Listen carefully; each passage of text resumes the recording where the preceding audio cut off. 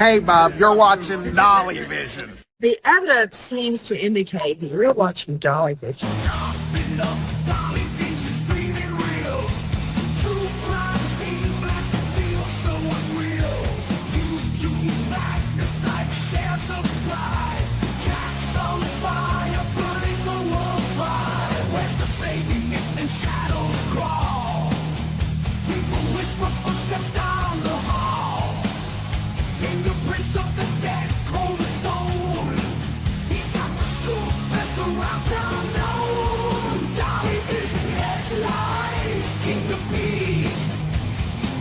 Unravels crackling through the heat. Lost soul shouting echoes in the night. Rock the truth while live on air light. Jumping up, Dolly Vision's dreaming real. Two crime scene blast to feel so unreal. YouTube madness like share, subscribe. Tracks on fire, burning the world's fire. Where's the baby missing shadows crawl? Whisper footsteps down the hall. Fingerprints of the dead, cold as stone. He's got the scoop, best around town known. Dolly Vision headlines, king of beat. Truth unravels, crackling through the heat. Lost souls shouting echoes in the night.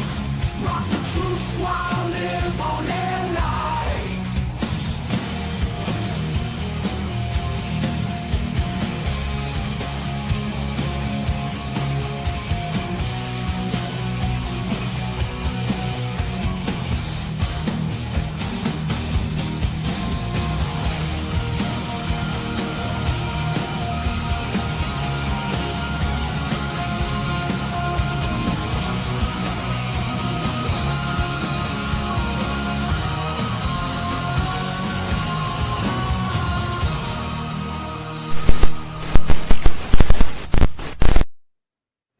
What is up, YouTube? It is Dolly back in the house. And no, I am not dead. I took 2 days off from YouTube for all the people that were concerned. Did anybody miss me out there? Did anybody even miss me is the question. But I am back today with some awesome true crime for you guys. We're going to be discussing all the stuff that's been going on in the Summer Wells case. Of course, Sebastian Rogers' birthday today. We're also going to be talking about the case of Michael Monkey Vaughan, Melodee Buzzard, Jack and Lily, and some more. It's going to be a pretty long day, so make sure you put your seatbelts on, buckle up, get on the Dolly train.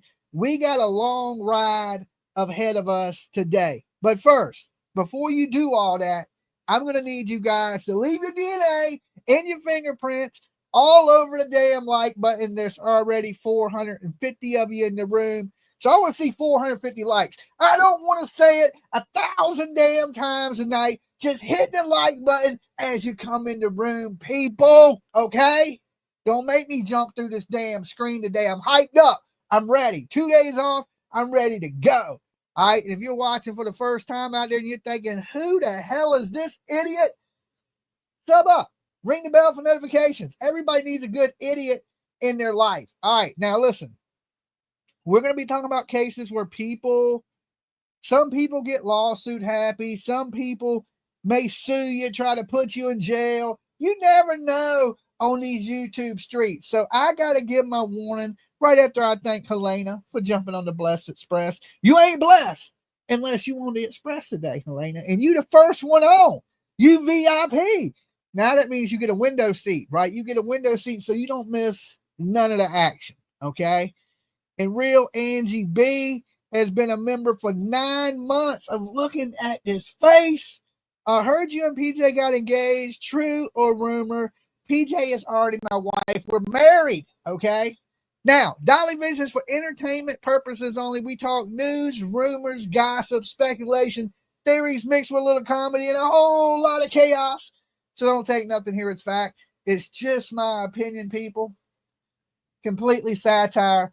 We are opening up the panel tonight. I have the link pinned if you want to come up and join me. You have to show yourself in the backstage, and then once you do, once I see you and know you're not a troll, I will bring you up on the show with us here live. You don't have to show your picture, your camera. You can go to a thumbnail just like I do right here. Boom, thumbnail. Okay. You don't have to show your camera. Also, everyone is innocent to proven guilty, even the people we're talking about here tonight. But honestly, a lot of them are guilty as shit. We just can't say it. Riding the Dolly train, all right? Riding the Dolly train. Get on. Get you a seat. You blessed today, right? Your day is going to change. It's going to go from bad to great because you got on the Dolly train, all right? So everyone's innocent to proven guilty. And the biggest one of them all is don't try to be this idiot right here at home. It's dangerous and your head could explode, and we don't need that. It's messy. It's just a lot of blood. Not a whole lot of brain matter. Just bloody, okay? Just a bloody mess. So anyway, the last about 10 days, 2 weeks, we have been, there's been a resurge in the Summer Wells case, which is really good because this is the case that got me into true crime, right? It's the one and only. Summer Wells case is what brought Dolly here to the true crime sector of YouTube. Somebody told me about Summer Wells. I seen the story and I thought to myself, what can I do to help this little girl? And we've been here now for 5 years. Okay. So Summer Wells has been gone for a good while. And it's just a really sad story. And, there's a lot of stuff that just don't add up in this story. A lot of weird things from the parents and the people surrounding them in the hills. The hills have eyes on my, right? And, just recently, Hawkins County, the FBI, TBI raided a house at 3500 block of Van Hill Road, which belonged to this gentleman that was like an 80-year-old man. And his name was Paul Hill. Paul Hill is the grandfather of Fred Hill that is married to Ziggy. But they didn't say search the property. They said raided the property. Now, there's a lot of people on the internet that believes Summer Wells has been moved. I seen a video today that was talking about her body being moved. Let's see what this says. It says, I missed you, Dolly. Thought you came to the hills of Tennessee to search, maybe. Glad you're back. Where's the baby? Okay. No, Friday was me and PJ's anniversary. Okay. We've been together for 3 years. So we went out to a really nice restaurant, had a good time. And then yesterday I just took off because I was actually doing some painting, 3D printing and doing some paintings, right? Because Dolly's an artist. And I just spent the day painting, like, finger painting, because I'm like a little kid, right? No, I'm painting these little horror movie characters that I've been working on. I'll show them to you guys in a little while because, Dolly's an artist, right? I'm just an artist. That's what I do. All right. So I was just hanging out, just relaxing, taking it easy yesterday. Honestly, I felt a little bit under the weather, but I feel a lot better today. Okay. So I just laid back. And then, of course, the UFC fights were last night. I watched the UFC fights. That's why I wasn't here with you guys. But I am here today. That's all that matters. And thank you, Army Mom, for getting on the train with us. All right. So anyway, like I said, there was a resurgence in the case when, the FBI raided this home. And they didn't say search the home. They said raided the home. And we were just praying and praying that it would lead to some new information in the Summer Wells case. Well, I don't know about you guys, but I was like, I hope this is it. But, the TBI, FBI, or Hawkins County haven't came out and given any press conferences to tell us what this new search was about and where did this tip come from. Now, a lot of people have been speculating all over the internet, like where did it come from? Who did it? A lot of people believe Randy Hill may have been the one to tip off the FBI, but that don't make no sense because he would be telling on himself and his own family. There's other people rumored that Candace's ex-boyfriend, right, which, she was living with her friend Dee Dee. Her friend Dee Dee died. Then Candace hooked up with her old man and was with him for a little while. And then, of course, I don't know, maybe Don got all smooth and was like, yo, baby, come on home. I miss you, Candace. I miss you. Right? And then Candace went back home, and the new guy was like, oh, you gonna do me like that?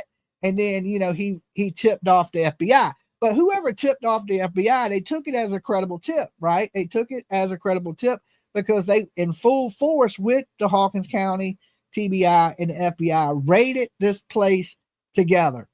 Now, did they find Summer Wells? I don't think they did. I don't think they did. Or, of course, it would be on the news at this point. Summer Wells found. There's a lot of videos out here of people. I don't know how people get away with it on YouTube, but they make all these videos about, you know, I just seen one today about Sebastian Rogers being found. Okay. Now, this is crazy because, you know, today is Sebastian's birthday. Happy birthday to the little man. Now he would be, what, 17 years old? Missing, you know, father still sad, saying he'll never give up searching, which is odd because we ain't seen him searching. But that's what he had to say today, which is a sad situation. But we'll get into that next. We got a lot to go over in the Summer Wells case before we even worry about the madness that is Sebastian Rogers today. So, you know, basically they raided his home. We don't know if they took anything of significance from this property, but, you know, a lot of people believe that Summer Wells has been moved multiple times by Don and Candace Wells, that they know exactly what happened to Summer Wells. Okay. They know exactly what happened to her, and they have been moving her if things get close, that they've been paying real close attention to what's been going on, what's been said, where people were searching, and they are familiar with this Van Hill Road area. Now, you know, Dolly did put out some homework for you guys to find me the fishing spot. We got 345 likes and almost 800 people in the room. Oh, hell no. You guys take a second, like this video, and shout out in the chat room where you're watching from. I'll give y'all a minute. All right, let's get those likes up. Just don't do Dolly dirty. It's the holidays. It's the damn holidays.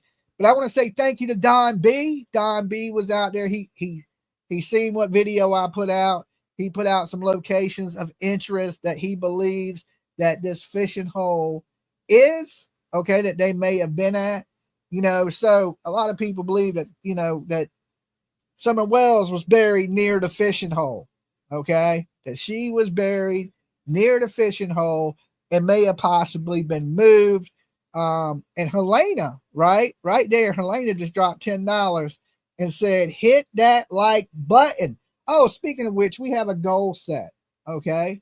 And if we reach that super chat goal, this Summer Wells hat that I'm wearing, I'm going to sign it and I'm going to send it to one of you guys. It says, on the hat, it says Justice for Summer Wells, and looks exactly like that one in the middle. Okay. These are Dolly's personal hats.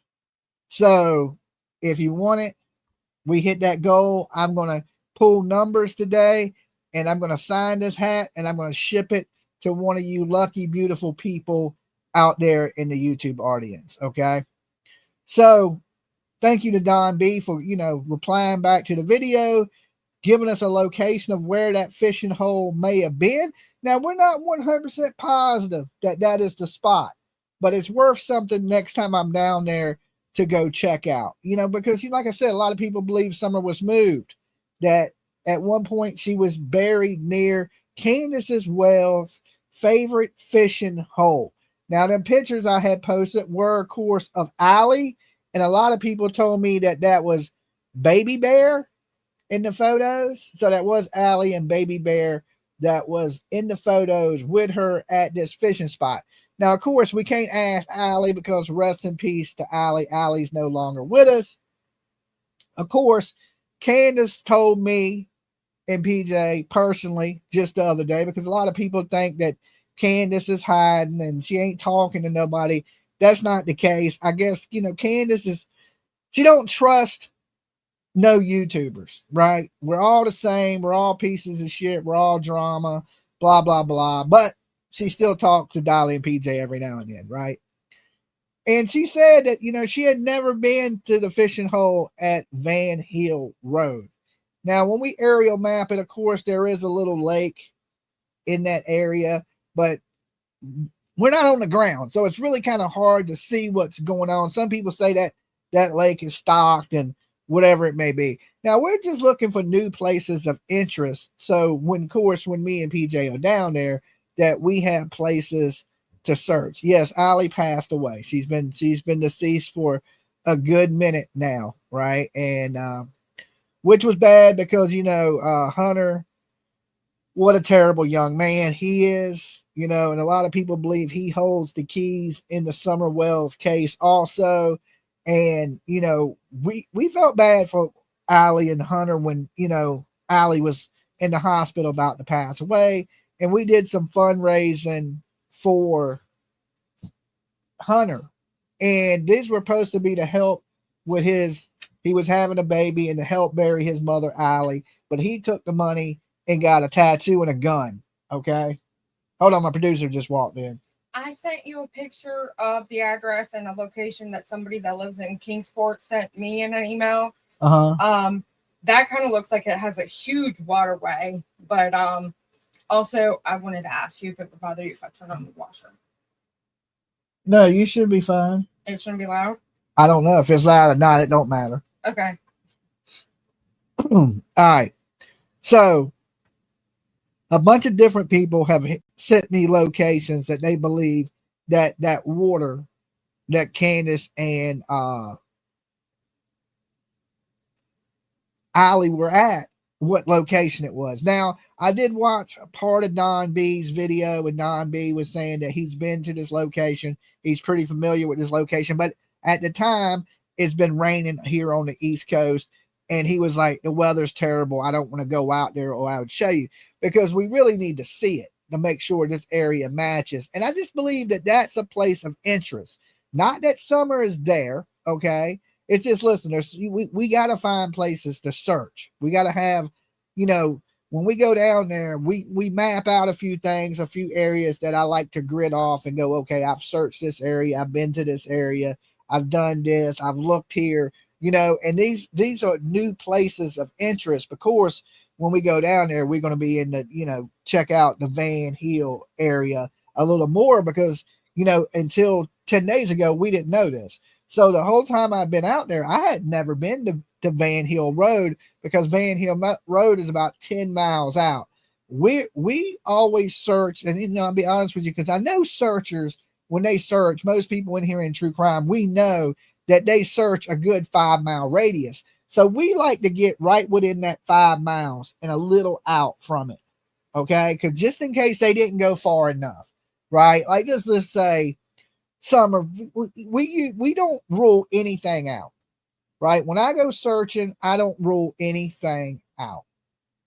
I look at it like, okay, if she wandered off, how far could she really have got?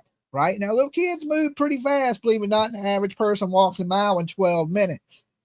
So you start to do the math. How long would it take her to get an hour away from the house? How far could she get in an hour? She could almost be, you know, 5 miles out in an hour, 2 hours. She really got mixed up and thought she was walking towards home and been walking the opposite way or in the wrong direction, which I don't think happened, honestly. But we don't rule anything out. Could she have came down to the shed and somebody kidnapped her? We don't rule that out, right? Did somebody come up the dog trail and grab her? To me, that is very, very unlikely.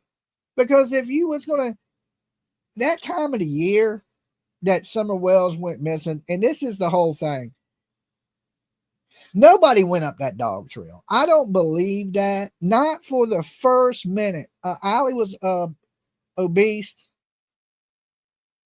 smoked, and drank Mountain Dew. Yeah, that is a recipe for disaster. Okay, that is a recipe. Even I quit smoking, right? And matter of fact, I was looking for a treadmill today on Marketplace. I need to exercise a little bit myself because, you know, these Pepsis ain't far from that Mountain Dew.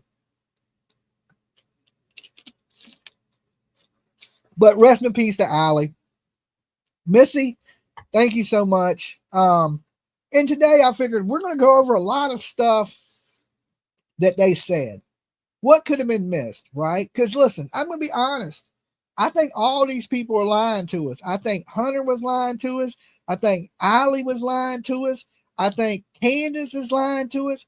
I think Don Wells is lying to us. I think Jody Sue Brown is on drugs. Lying to us. I think Fred Hill is lying to us. I think damn Andy B is lying to us. Somebody in there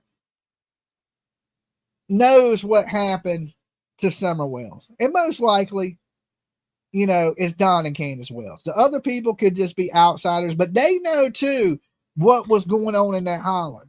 Now, they may not have no proof that Don and Candace has done something or covered something up. And then we got to find, the big question is motive.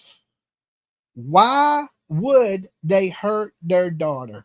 A lot of people say, well, Summer was about to start school. They were going to find out that Don was doing bad things. Well, if that was the case, they could have just homeschooled her. And if you was abusing somebody, would you want to stop abusing them? Get rid of them? Then you don't have nobody to abuse? I don't think that's the case. I honestly believe some type of accident has taken place that, listen, I still believe it's neglect. Something neglectful, them not paying attention, them not watching, them leaving Summer in the car. Something happened. Something happened on that hill. But what I cannot believe is somebody came up on that hill for no reason and just grabbed this baby and took off. No ransom note, no nothing. Just grab, I want the baby, let's go. And not one sighting, official sighting, or anything credible of Summer Wells in the last 5 years. Now, just like every other YouTuber, we go in, we dissect every word that they've said. All right? Because you'll hear inconsistencies in all of their stories. Things that don't make sense. Now, 5 years later, some of these things we know are BS. Okay, we know they're BS. We didn't know in the beginning that Candace was sleeping with Hunter, but it's been alleged Jose that was living there with them, that came there with Pan Drew, said that, hey, Candace was messing with Hunter. Now, I've heard Candace has a thing for other young dudes too since then, right? Now, this ain't about bad mouthing anybody, but it's about getting to the truth of what's going on. We have a lot of people that have what I call predatory behavior on this hill and around this hill.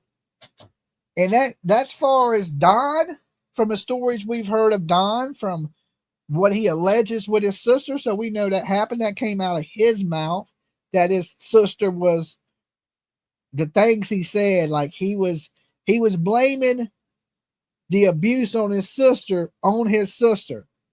Helena says, happy anniversary, Dolly and PJ. Let's hit that like button to support them. Thank you so much for the love. Thank you, guys. Thank you.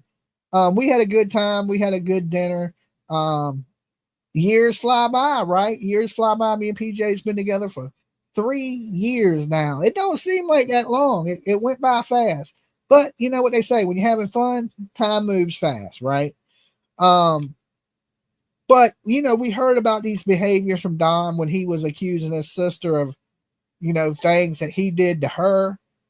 And we know Don Wells has been a career criminal. Things like stalking and peeping Tom and breaking into houses and stealing panties, red panty night, right? And then, of course, we hear about Candace Wells and messing with young kids like Hunter. And listen, just because you're a woman doesn't make it acceptable, all right? It's no different than a man. It's the same. It's all predatory behavior when you're, I can see if you was a 20-year-old and it was a 17-year-old boy, okay? Because, most states have a 3-year difference. You can be within 3 years. And if you're in school together, it works like that too, like a 3-year window maybe. But when you fucking 35 years old and you messing with a 14-year-old boy, woman, you need to be in prison. Like y'all probably should have already been in prison. Good afternoon from a rainy afternoon in Columbus, Georgia. That is my hometown. That's where Dolly was born and raised, right there. Good old Columbus, Georgia. Right on the border of Alabama. Good old days. I lived off River Road, if you're familiar with River Road in Georgia. I went to River Road Elementary School when I was a kid. I lived on the hill right there. Brings back memories. Okay. But I didn't live on a hill like Don and Candace. Okay. I didn't live in the holler. It was country. Good old people down there in Georgia, Columbus, Georgia, full of good people. A lot of military people in Columbus, Georgia, because that's where they all go to boot camp. For y'all that's not familiar with Columbus, Georgia. So this kid wasn't kidnapped. And what I'm figuring today, hold on, after I find my mouse that I dropped, we're going to go over some of the things they have said in basically almost every interview they've done. And I'm going to pull this video up real quick right here. And I want to say rest in peace to the woman that made this video, because she is no longer with us either. So give me 1 second. And the person that made this video is Miss Christine 5555.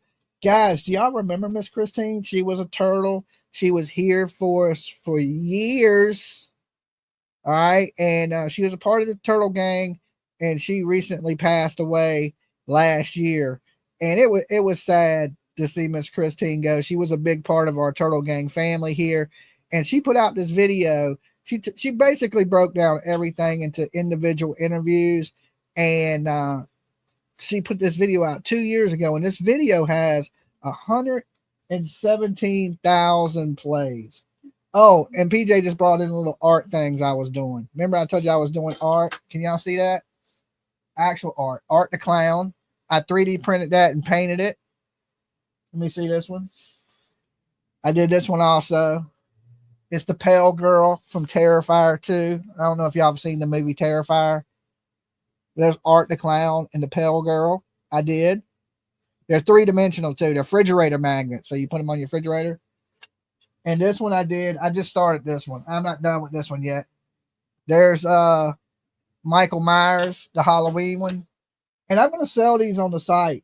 They're refrigerator magnets. And we'll, what are we going to sell them for? $15? Do you know how long it took you to make that? What are they, $20? Yeah. Oh, these are $20. Okay. I swear you on would the give site, things away. If I let you give shit away, you would give it away. I know. I spent a few hours a piece on these. That's why you didn't go live. These are all hand painted by Dolly. Okay. So they're going to be $20 on the site. But I got a bunch of different ones that I've done from horror movies. I've been 3D printing them, hand painting them, but they're pretty cool. Thank you, PJ. All right. Dolly is so tiny. Y'all like that? They look pretty good, don't they? I was kind of surprised. They look great. I know. I'm good. I'm skilled. I know. All right. But anyway, Miss Christine 55555 did this video we're going to be watching today. Rest in peace to her. She'll be missed. She's an OG turtle. And thank you, Helena, for gifting those 10 memberships. And if you got a membership from Helena, make sure you thank her. All right. Let's see what this says. My uncle was CEO of Ledger Enquirer. Okay. I mean, the newspaper. Okay, that's cool. That's absolutely cool. Let me share the screen with you guys. Boom. Let's blow this up. And this is, like I said, she goes in and she went ahead and took out all the interviews, put them in one place so we can see everything that was said. And let's jump into it. Attention TBI, FBI, Hawkins County. You are going to want to hear this. Of course, she used the fair use. I don't think she has to worry about anybody, coming after her. Those kids come here in the summer before summer died. Those kids come here in the summer before summer died. Everyone in Summer's case is still a suspect. Everyone is a suspect. Remember, they were going around rumoring that Fred Hill was cleared. Nobody has been cleared. And this Helena Dolly, the deer treadmill is awesome, inexpensive, and does the trick. Okay. Well, we've been looking on Marketplace for like a decent one. Okay. So, Restored Faith, DNA left, numbers 573. Okay. Make sure y'all, if y'all haven't, y'all hit that like button because some of y'all have been slacking on me. The beginning of this video, was that lady saying that Summer died? I don't know what she was saying. She said the kids would come over here before Summer died. How does she know she died? I don't know how she knows she died. That's what I'm saying. That's Allie's mother. These people just slip up and they don't even mean to slip I mean, up. there's a lot of slippage. You heard her say those kids came over here before Summer died. How do they know Summer died? Because you know why? Because Hunter knew exactly that she died. And that was the interview and conversation that them Heels on the Ground people had with the family. So that was like four years ago. Yes. Yeah, that's when Molly, Betty, Jonathan Lee, Spirit Finger Richards. Because I mean, I can see now people saying, "Oh, she died," because they can assume that nobody has ever officially said she did. But I can see it now being 5 years later. But then at that time to say when she died, like that's weird to me. Yeah, I mean, and that's Allie's mom. She's still alive. Mm-hmm. She's still alive, but you know, Allie passed away. If you notice, the mom wasn't, it was in better shape than Allie was. Yeah. And that mother, the grandmother knows more too, but she's choosing not to say because she's still protecting her grandchild, which is Hunter. And we remember when they said Hunter, after that they walked in there and Hunter was in the bedroom shaking.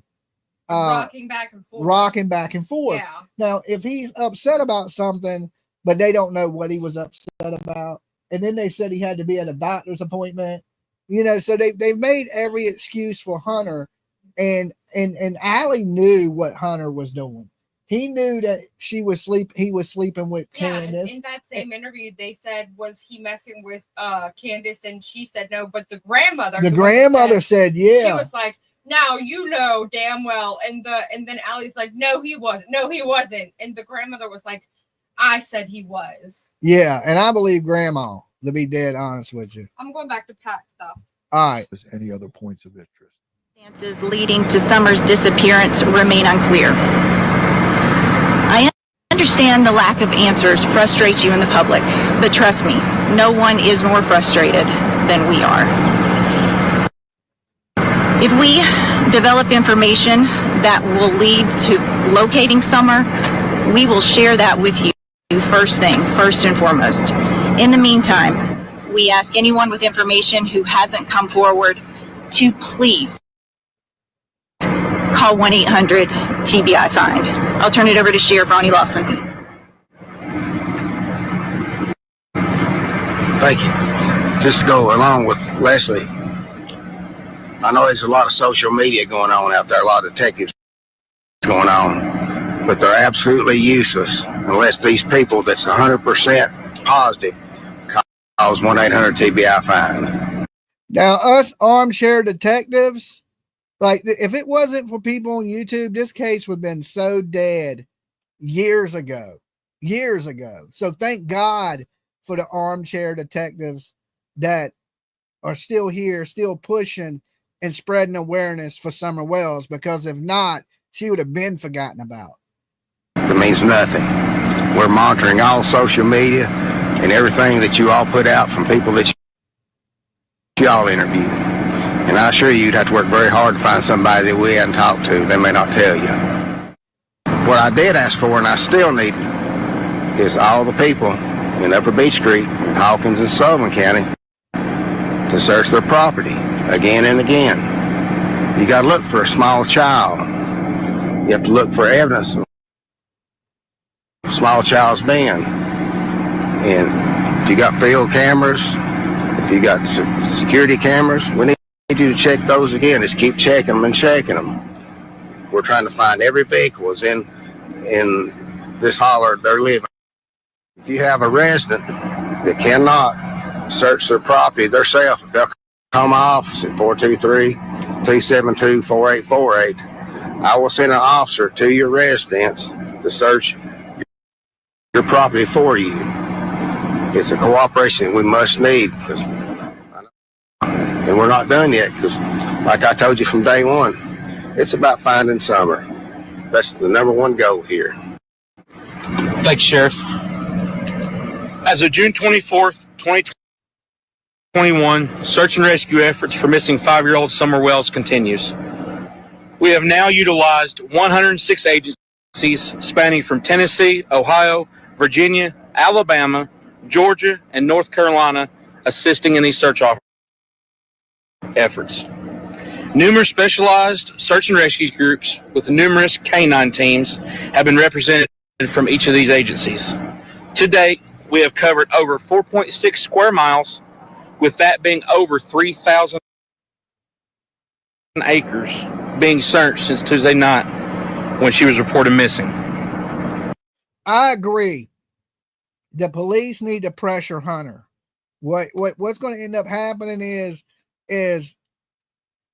I don't think Hunter fell far from the tree. Like, his daddy's a piece of crap. His mama is a liar. I don't want to talk bad about Allie because she's not here, but we kind of got to talk about her a little bit. Get Restored Faith. Thank you for gifting those 5 memberships. And if you got a membership, make sure you thank Restored Faith. And thank you guys that have been gifting memberships. Our memberships have been down. So if you're watching out there for less than a cup of coffee, you can support a starving Dolly. Okay, for less than a cup of coffee. Yeah, I do believe they need to pressure Hunter. I believe Hunter knows more. He's been known more, but Hunter ain't telling it. He's like a little thug, wannabe gangster, right? And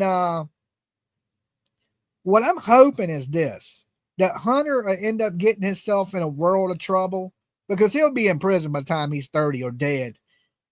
And when he gets himself in trouble, that he talks trying to get himself out of trouble, right? He just ain't got in no big trouble. He's gotten in some trouble, but he ain't gotten in no big trouble.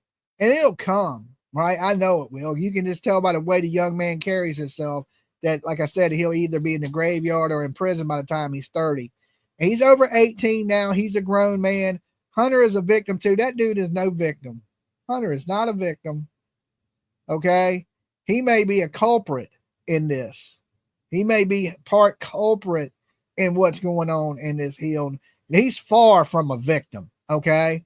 He is out there victimizing people. He's a liar. That boy is a piece of shit. There ain't no other way to say it. Like I said, we raised money for him to help bury his mother and the kid, and he went out and got a tattoo and a gun. So there's nothing good I can say about that dude. He is horrible. That's just the truth. Search efforts will continue on a more specialized team basis throughout the rest of the week. Just because you may not see us in such a large presence, once again, rest assured, we are still out here searching for Summer Wells. We will continue to work with the Hawkins County Sheriff's Department, TBI, and FBI until we find Summer Wells. And I've been telling these searchers here the last several days, when you're looking for this property, you're not looking for an adult laying there. You're not looking for an adult hiding in the building. We're looking for a 5-year-old girl that weighed approximately 40 pounds. Somebody that size could wad up, could hide in an area that a legal size piece of paper or a folded up laptop could go. This is also the reason why we are exhausting all efforts. Tell me, Captain. James says, happy anniversary to you and PJ Thank you for all y'all do. Can I please get a seat? Thank you. James, you were right on the Blessed Express today. Of course, get your window seat. The train is filling up fast. That's what I like to see. Thank you. And thank you guys for the support. If you haven't liked the video, and there's something I want to mention real quick, because we only got 2 weeks left. A little less than 2 weeks.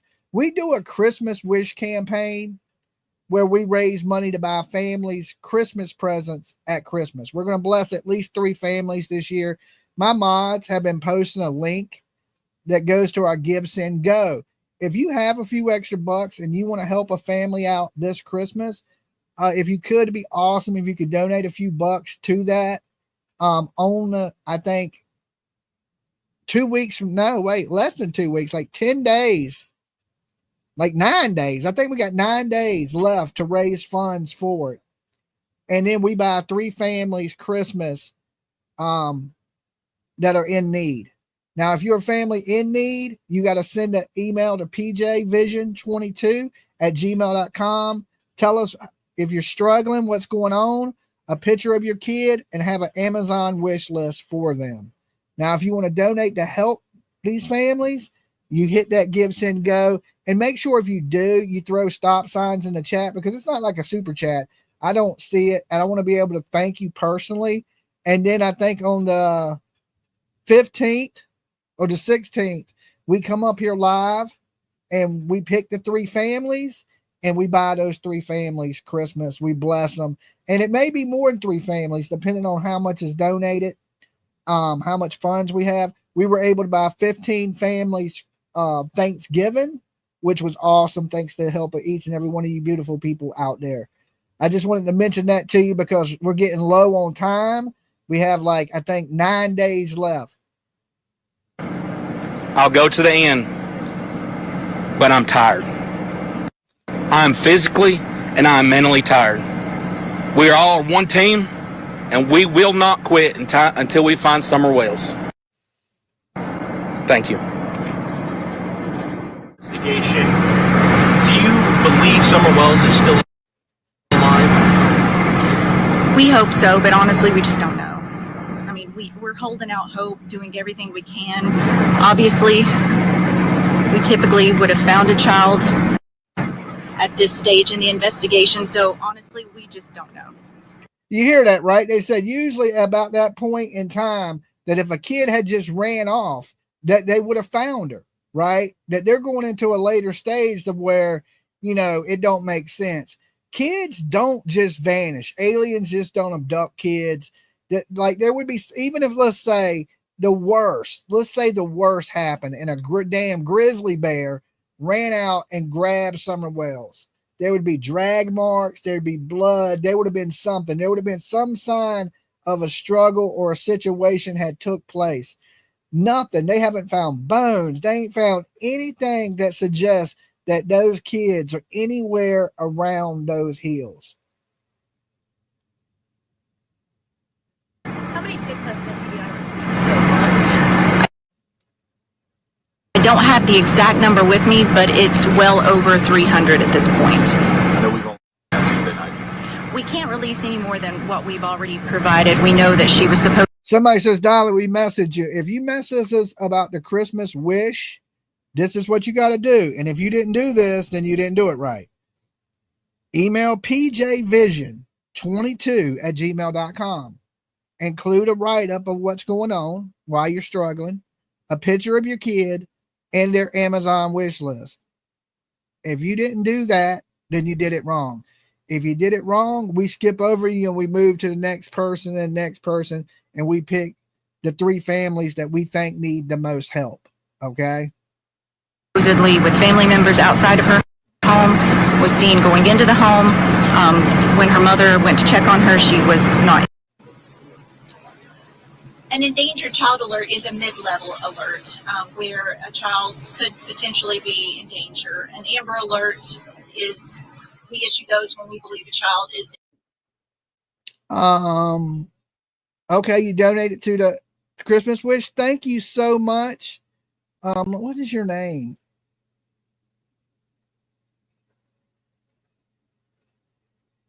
Brinkley 6909. Thank you so much. That is super awesome of you to donate to the Christmas Wish. And just remember, you're going to put a smile on somebody's face with that donation. You guys are absolutely great. Imminent danger of bodily harm or death, and it's the most severe alert. Search, we acted, and the sheriff's office acted on the information available at the time. And as we learned more in the first several hours into today, it led us to issue an Amber Alert. When the Amber Alert was issued, you said there was new information that led you to believe that Summer might be in more danger. Can you expand on that a little bit? I can't. That's part of the investigation. Okay, so we know they issued an Amber Alert for Summer Wells, right? They issued an Amber Alert for Sebastian Rogers. But here's the thing. There was no signs of a kidnapping. The police still don't believe there's been a kidnapping. Why issue an Amber Alert? Because, look, there's kids that don't get Amber Alerts when they should get them. I mean, we need to revamp our Amber Alert system anyway, but there was no vehicle. There's, you know what I'm saying? There's been always that rumor of the red truck, which we know the red Tacoma belonged to Randy Hill. Now we have the FBI raiding Paul Hill's house, and you got Fred Hill acting like he's dumb as hell, don't even know where he's at, right? Do the Hills have something to do with it? Because, we've always been stuck on Don and Candace. But is it possible that there's an outside source at play? I mean, I don't rule it out. I just lean more towards Don and Candace because of their behavior. But is it possible that the neighbors have something to do with the disappearance of Summer Wells? I would say it's possible. I donated for Thanksgiving and never heard what family. We did it live. Heather, whatever. You would have to go back to the streams to where we did it.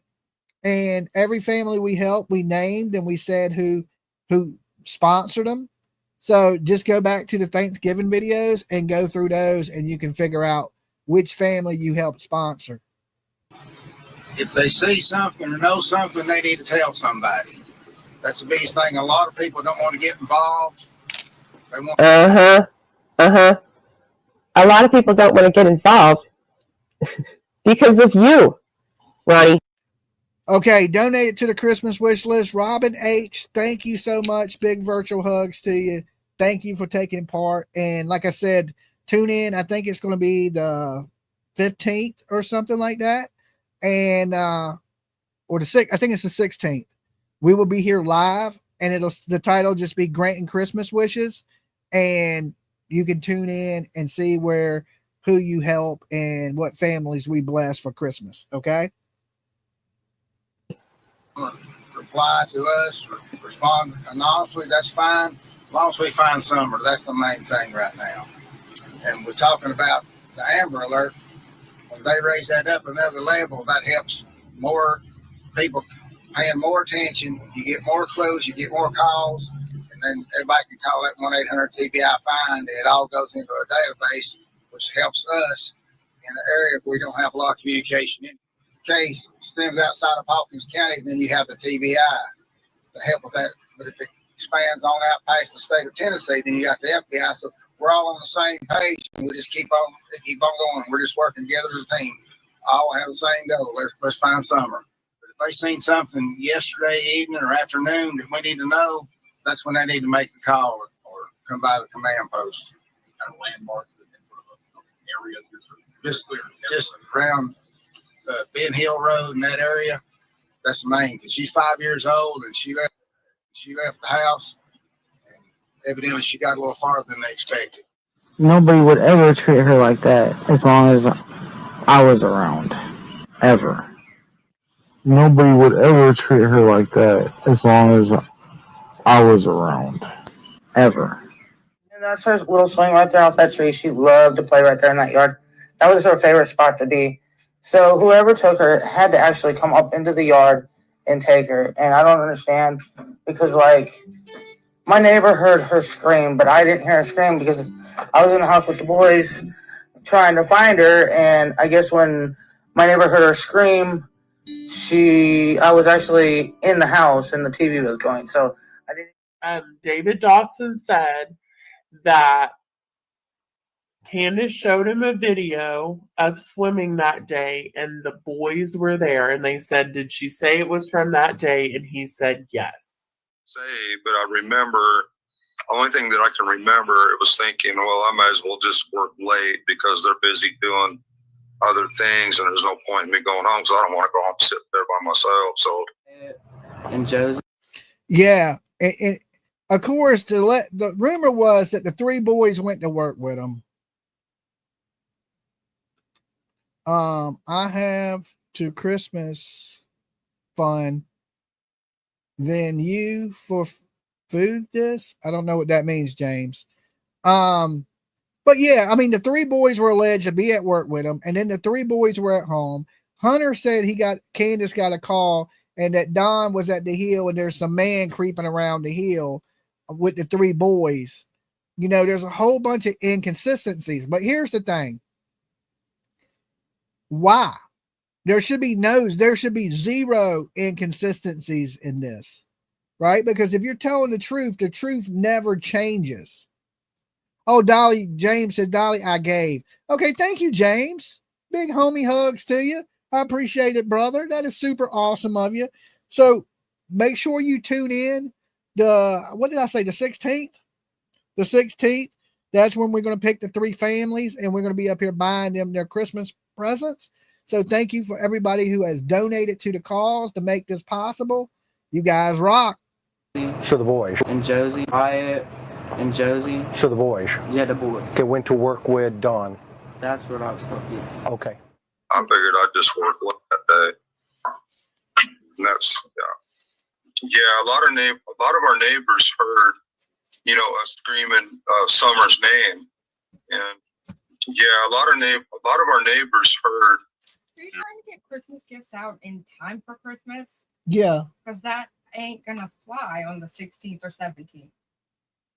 The date usually for post offices to be able to get things out Amazon. is like the 15th or 17th. That's the post office. Amazon's different. You might have some of the stuff that's going to come for Amazon, but for Amazon, it's still like not everything you can even still get for overnight. So what day do you want to do the Christmas stuff? I would need to look at the schedule, and I thought we were going to do the people separate.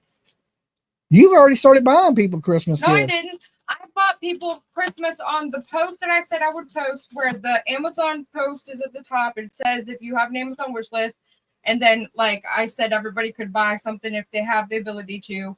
And then each of the people that I picked one thing from, and we were going to discuss that, and we were going to mention it when you did the first set of people. Okay. So what day do you want to do the first set of people so I can let everybody know? Depends on what day of the week it is. But I would think like the 9th or 10th. The day's already the 7th. I know. So I would think like next week sometime. That's why I said That's what I said. It's sometime next week. Okay. I just was making sure. Well, when I say the 14th, that'll give it 10 days to get there. What day is the 14th? I don't know what day the 14th. I don't look at a calendar. That's what I said. I needed to look at a calendar because I don't want to do it on like a day where I'm at work and it's crazy, and then I literally don't feel like doing nothing, and Okay, chat. Somebody tell us what day is the 14th. 8th is Monday. Do it next Friday. That's what Sage says. 12 is Friday. The 12th? Yeah. Okay. All right, that sounds reasonable. I think Sunday would be better. Like that would give it. Okay, we'll do the 14th, Sunday. Sunday the 14th. All right. And you want to do all three at the same time? Yeah, if we're going to get them their stuff in time for Christmas. Okay. I mean, it got to get there. That's what you're telling me. We should do it sooner so it gets there. Okay, so the 14th it is? Yes. 14th. All right, the 14th it is. So listen, if you're family in need, get your letters in by then, because on the 14th, we come up here, we pick the three families, and it may be more than three families. It's depending on how much is donated. So we know at least three families. We do at least three families every year. Last year we helped I think 5. But PJ's already started gifting things off our Facebook group, we have a Facebook group too. And that's different than the 3 people we help. What we do is everybody shares their stuff in there and different people buy different things, right? Because you can go in and click on each individual link. And PJ's already started buying people things off of those links. We'll tell you who those people are on the 14th, but I told her to wait so we could do it all simultaneously so we're on the same page. But PJ never stays on the same page as me. She just starts doing shit. Okay. So if you want, you can post your link in our Facebook group to the Amazon wish list, right? It's just people sharing their wish lists. There's a post that she made. It says, share your wish list here on the Facebook group. Okay. Dolly Vision Facebook group. So if you ain't joined that yet, join it. There's a lot of stuff on there. But then we go in through the emails that you've sent, and we pick 3 families, we pull up their wish list, and we start buying all the stuff off of their wish list. And Mab, I got your pictures today for your title belt. Okay. So I ain't got to making it yet, but I did get your pictures today. I just wanted to let you know. So the 14th, I guess, is the magic day, which will be this Sunday coming up 7 days from now. Next Sunday, we will do the Christmas wish giveaway. So if you're a family and you submitted a letter, I suggest you be here that day. Would probably be good. So when we get look in the chat and say, hey, this is the family we're going to bless, you're here, because you would be good. Dolly, who was the guy at the funeral home when Summer went missing that did the cremation, and why did he leave? I don't think there was no guy that did cremation at a funeral home. There's somebody that worked at a funeral home, but every funeral home don't do cremation. Listen, most funeral homes are just funeral homes. They don't cremate you at the funeral home. They usually take you somewhere and have you cremated. Is usually how that works. I mean, everybody thinks that. I don't know. I mean, is it possible that she could have been cremated? I mean, anything's possible. But the odds of that are probably pretty slim. Us screaming Summer's name. Yeah. So I think, I don't know, I don't know for sure because I wasn't there, but I've known him for years, and he's always been really good to us, real friendly. But I absolutely did hear a certain point there when it was screaming at them, what did you do? What did you do? Okay, now she's changed this story, Jody Sue. Miss Jody Sue Brown. It was originally you didn't even hear the scream. Your daughter heard the scream and she told you about it. Now all of a sudden it's you heard the scream, right? But you originally said that your daughter heard the scream and then came and told you, hey, I heard a scream. And then you hear in them now you've added to it. You've changed the story, And it was one of the points that day looking for something. I knew stuff had become dire. This was not, she's missing. This is something that, it was said. I know it was. I do not doubt. I mean, it was loud and clear.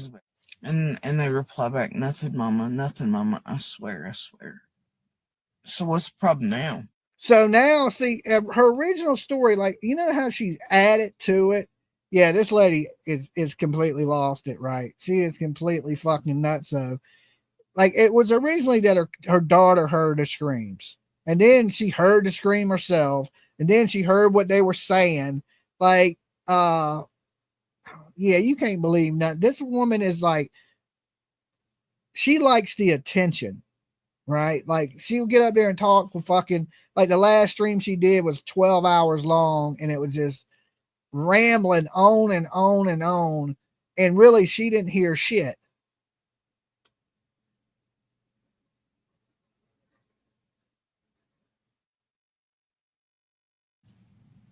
Why tell somebody I'm a liar? Didn't tell me that to my face all these months. Didn't have a problem with that for all these months. Now all of a sudden we don't want that out. Don't want it known to be truth. Why is that? It makes somebody seem guilty, even if you're not. And I get it. And I've told y'all these months, stop fucking lying. Told y'all. I mean, even if you ain't done nothing, stop lying, because it just makes you look like garbage. Just for once, lay those masks down. Yeah, we look like crap. Help us find our daughter. Quit trying to make you look better over. That would be the most helpful thing. Very beautiful. Very beautiful. You know, what's strange is she looks like my sister. She looks so much like my sister. That one picture of her where she's in my, I had an old 83 Ford black truck. I always took her to the store. Like if we went to the store for something, you know, I'd say, Summer, you want to go? She's like, yeah, let's go. But she eats some chocolate. She has that dirty face, so she gives that little funny little look, you know. The crazy thing is, she said she looks just like my sister. Okay, just like his sister. Now we know what Don was doing to his sister. Alleged. Okay, what he's accused of doing to his sister, and then you're taking showers with this girl naked in a one-man shower that look like it's so small it could be in a camper. Not good. Not good. You've probably seen that picture, but she looks just like my sister. It's so weird. She looks just like my real sister, Sonia. Did you have anything to do with Summer's disappearance? No, sir. Sir. Did you have anything to do with Summer's disappearance? No, sir. Yeah. He nods yes, but says no, sir. She does have really beautiful, bright blue eyes, right? I think so too. And I think that's one of the things that drew everybody to Summer, and you know, and her smile and her big blue eyes. And it's horrible that something so bad has happened to this little girl. And I just felt like she was surrounded by bad people all the way around, and she didn't stand a chance. That's what's so terrible about it. That's what broke my heart when I first initially seen it. And I was just watching it, and I was like, this little girl didn't stand a chance. And I had only watched a few videos on it, and I had knew in my heart that something terrible had happened to this little girl. It's like when you know. Have any idea where she might be? I wish to God I did. Oh, if I did, we'd go get her.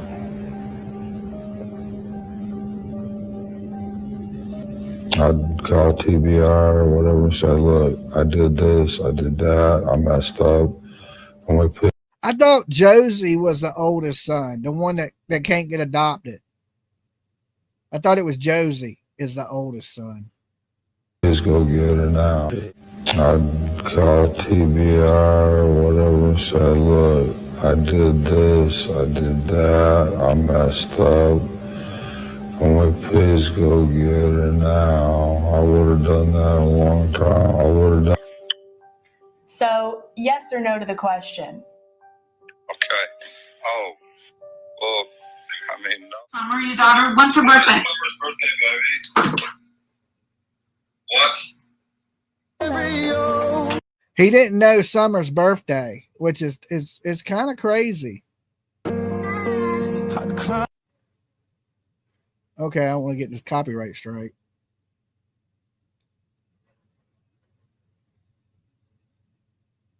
Look at Molly's face, like when he didn't know her birthday. You're telling me that you and your wife Candace does not know when your daughter's birthday is? You just did. Thank you, Go Pete 65. Big virtual hugs to you. Thank you for blessing somebody for Christmas. That is super sweet of you. And Molly was like, what the hell? What parent don't know their kid's birthday? Mine, March 23rd. That's Tiffany's birthday. I mean, right off the top of my head, I could tell you, how can you not remember that? Now, if he had 17 kids like the Duggars, I could get it, right? But he has, well, then again, you know, how many kids have they lost? Don, you just asked Candace. When's Summer's birthday? Yeah, when is Summer's birthday? When was she born? Yeah, when is her birthday? You tell me, she's your daughter. I don't even know my own birthday. That's a problem. Why is that a problem? Starlink, and my buddy named Starlink, and yeah, Starlink. Please don't break the door. Please don't break the door. I asked you a question. What? And you asked, okay, Starling. I was talking to her. What? Stop lying. She asked me, what? What's your question? What? I'm listening. Come on, man. What?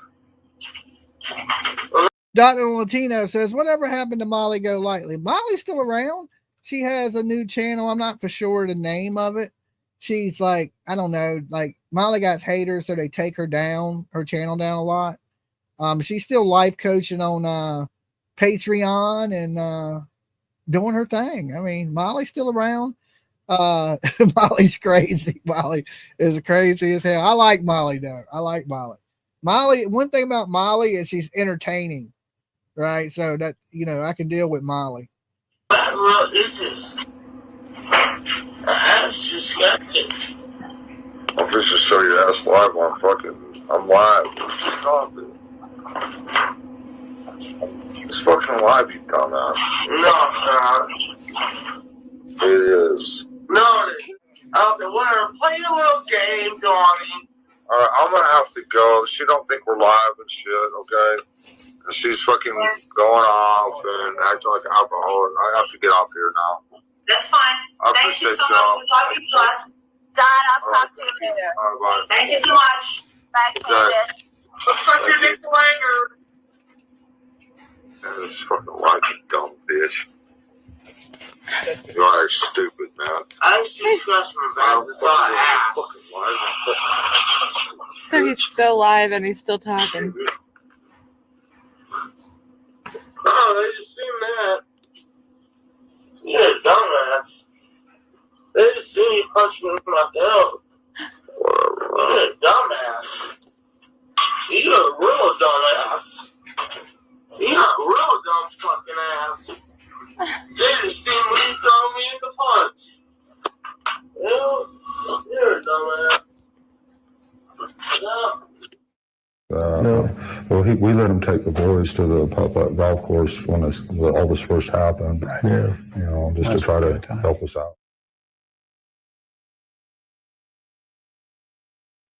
Yeah, that dude there has always been a little creepy to me. Okay. That's the flute guy.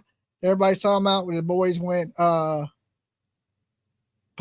with. I mean, it's a little, you know, but I can understand it at the same time. The boys, you know, because, you know, they need to, you know, they're kids. So, I mean, you know, the drama, the sister being gone and the police and the searchers, and I could see getting them away from the house. But, you know, the way drugs and alcohol destroyed their family, you know, because look at this, like, they wouldn't stop drinking. They would still have the boys, believe it or not, if it wasn't for their drinking and drugging. And Don wouldn't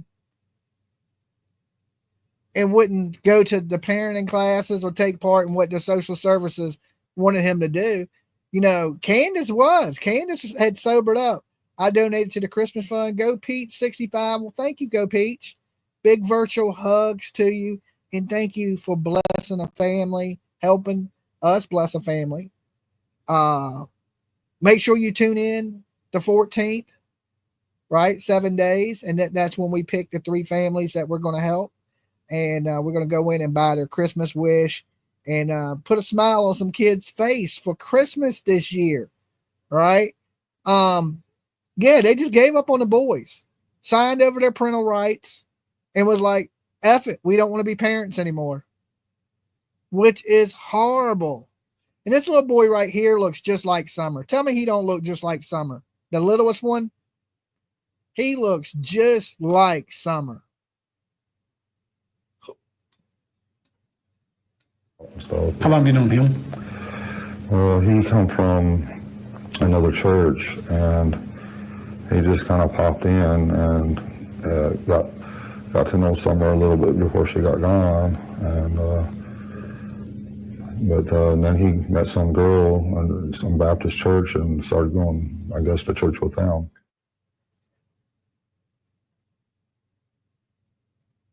Yeah, that David Dotson dude. They always had weird ass people around. Like Dr. Latino is in the backstage. You want your camera on, or you want to go to a thumbnail, Dr. Latina? Okay, let's bring her in. Hey, Dr. Latina. Hello. How you doing? Hi, how are you? I'm doing good. It's good to see you. Good. I don't think I've been up on your panel before like this. I don't think you have either. I think you've called in a bunch of times, but I haven't ever had you on the panel. Yes, I have. Yes, I have. So are we allowed to say something here? Yes, you can say whatever you want. Okay. There were, I think, a couple of things. I was on when Summer was first missing, I did go up on a panel of a very large and well-known channel whose name I will not mention. Okay. And I was their invited guest as a physician, and I had my theories. And one of my theories was because there's such like an endemic problem in Northeast Tennessee with child trafficking. Let's just keep it there. I myself, having worked with different communities of the sort, know that it can be a child that's 2, 3, 4, 5. This is not unheard of. But the creator basically told me to shut up. What? I'm not kidding. And how rude. I mean, he basically said, you don't know what you're talking about. And that she's the wrong demographic. And what I tried to explain to him, and so I'm going to finally 4 years later, have an opportunity to say, I don't think she's the wrong demographic for that. I mean, she's not, just because she was, what was she, 4 years old, I think, or almost 5 going into kindergarten. We see a lot of that.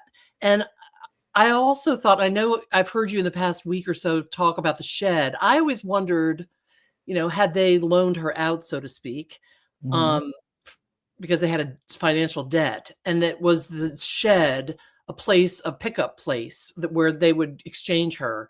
So I just wanted to mention that I hope that didn't happen to her, but I really do wonder about that. What that shed, it's funny because, when the search went on, Don, when he said he was coming home from work, he didn't go to the house. He drove instantly to the shed. Exacto. Yes. Yes. And I really do believe that there's something to that, but I got poo-pooed by somebody who actually did a visit of their home, and probably who I'm talking about as far as I know the gentleman that was at their home. Yes. So he basically poo-pooed me, but I really still feel strongly that she was if that didn't happen to her, Jimmy, I think that she was at high risk. She was in the right demographic for Northeast Tennessee with parents who have, multi-generational issues around drugs and alcohol. So I just wanted to mention that to you. I wanted to mention also dry drowning, because you probably know that I am a physician now. I'm not a forensic pathologist or anything like that, but dry drowning is really, really, really rare. Yes, that's what I read about it too. So I'm not really sure. Although with dry drowning, it does happen a few hours after they've been swimming. So it could be, but I would put that lower on my thing. I think the two things I really thought was either the trafficking thing or what you've mentioned before. I think there are two. One you mentioned recently, which I thought was really interesting, and a couple of the chat folks have mentioned this, that maybe Hunter backed up inadvertently on her, trying to get out of there before he got home. That could be a thing. And then I think the other thing could be, did she get overheated in the car and pass? That's what I thought that too, because I was out there at the same time of year that Summer went missing, and I know the day she went missing, it was 86 degrees. Right. But 86 degrees in a car can easily reach temperatures of 120. Oh, I was just saying 120 to 130. Yep. And of course, a child cannot take the same amount of heat as an adult. They will heat stroke a lot faster, especially when they stop sweating. They don't have as much as sweat. That's right. Stroke. And so I was out there, and I just wanted to see how hot it was in a vehicle around the same time. So I got in the car and I rolled the windows up, and within a matter of 2 minutes, I was pouring sweat. And it was a breezy day, but in that car, it gets hot. It does. Did you see what Miss Restore Faith wrote? No, I missed it. Oh, it's beautiful. I mean, I'm sorry that it happened to her, but she writes, I agree with her. As a survivor of trafficking, I feel in my heart she was payment for a debt. I see it. Yeah, it's on screen. And that there's no demographic. Anybody can be a victim. And I agree with Miss Restore Faith. And I hope that you have, been restored and you're healed, Miss Restore Faith. And we've heard Don say that he's been to places where people were selling kids. Yeah. So, and he said before that he believes that a drug dealer is pimping her out. You see? And so is it one of these situations where he did owe somebody? Usually when you owe a drug debt, they come after you, not your kids. But is it possible? I'm going to send you some. I'm sorry to interrupt you. Excuse me. What I was going to say, is it possible that he did owe somebody a drug debt and they did take the kid for that debt? I would think that's very rare, but I don't think it's impossible. Well, I'm going to get your email and I'm going to send you like a really quick article on how that works in Northeast Tennessee, and that it is not that rare for somebody to come and take a kid, or that the parent offers the child up for the afternoon. And this is horrible to say, but that's what happens. And that she was never brought back. Yeah. And he said, they've said things like that too, that they never brought her back. You know, and almost like he knew who had took her. Yeah.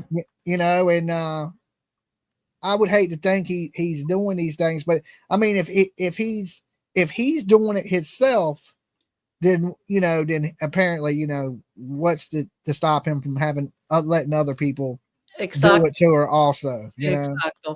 I think the other thing I wanted to mention is if she had passed in the car from the heat, which is not a uncommon thing, unfortunately, and I agree with you, that's up on the list. The one thing that would point against it, as I recall, is that when the canines were up there, even if somebody's passed and it's been a half an hour in 120-degree heat, you're going to start the decomposition process, and you're going to leave a smell in the car. And so no canines picked up on any what did I just say? Like decomposition smell. Yeah, but that would be two different types of dogs. You have tracking dogs, true, and you have human remain dogs, right, cadaver dogs. And at first, when they went out there, I believe they were tracking dogs. I don't think they had dogs. You're right. That could smell decomp. But I thought they did. I thought after that they went back, but maybe not. Remember, they got her smell, or is that a tracking dog? They got her smell at the road, which they said led to the dog trail. Exactly. But you got to remember, here's the thing about this. I thought about that too. I was like, well, her trail should have been all around that property because she ran and played out there every day. Right. So maybe she ran up and down the dog trail, and that's why the dogs picked up the dog trail. But true. I don't, when it's heavily wooded out there, Dr. Latina, I've been out there, you can't even tell where the house is at from the road. You can't see the house. It's on top of a hill and it's covered with woods. So usually when I go out there, I drone over everything because you really, from the street, you can't see it. Like you wouldn't know that house was there unless somebody told you it was there. Amazing. It's amazing. Like, so the first 2 times I ever went to Ben Hill Road, I never knew where the house was at. Interesting.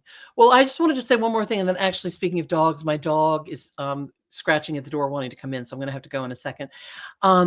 But, and I obviously as a physician, I can't say for sure what a diagnosis is unless I've met a patient and examined them. But having seen hours and hours of her video in the church and elsewhere, of the video that they put on the internet, I really wondered if she was either had what we call stigmata or signs of fetal alcohol and or some autism spectrum, because she was so delayed. And some of the, I remember going through with another creator step by step showing some of the autism spectrum behaviors that she showed in terms of the way she moved her hands and her arms and her walking.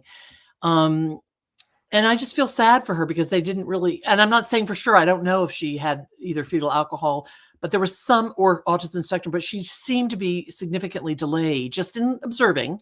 And it just makes me sad because I think she hadn't gone to the doctor and it wasn't up to date on necessarily shots or preventive care.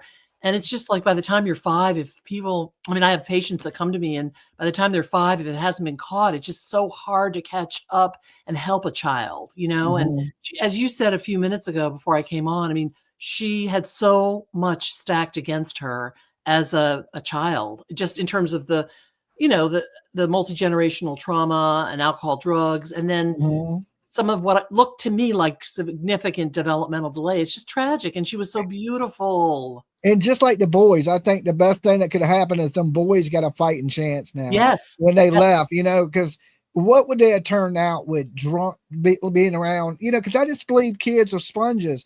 They suck up everything around them. Right.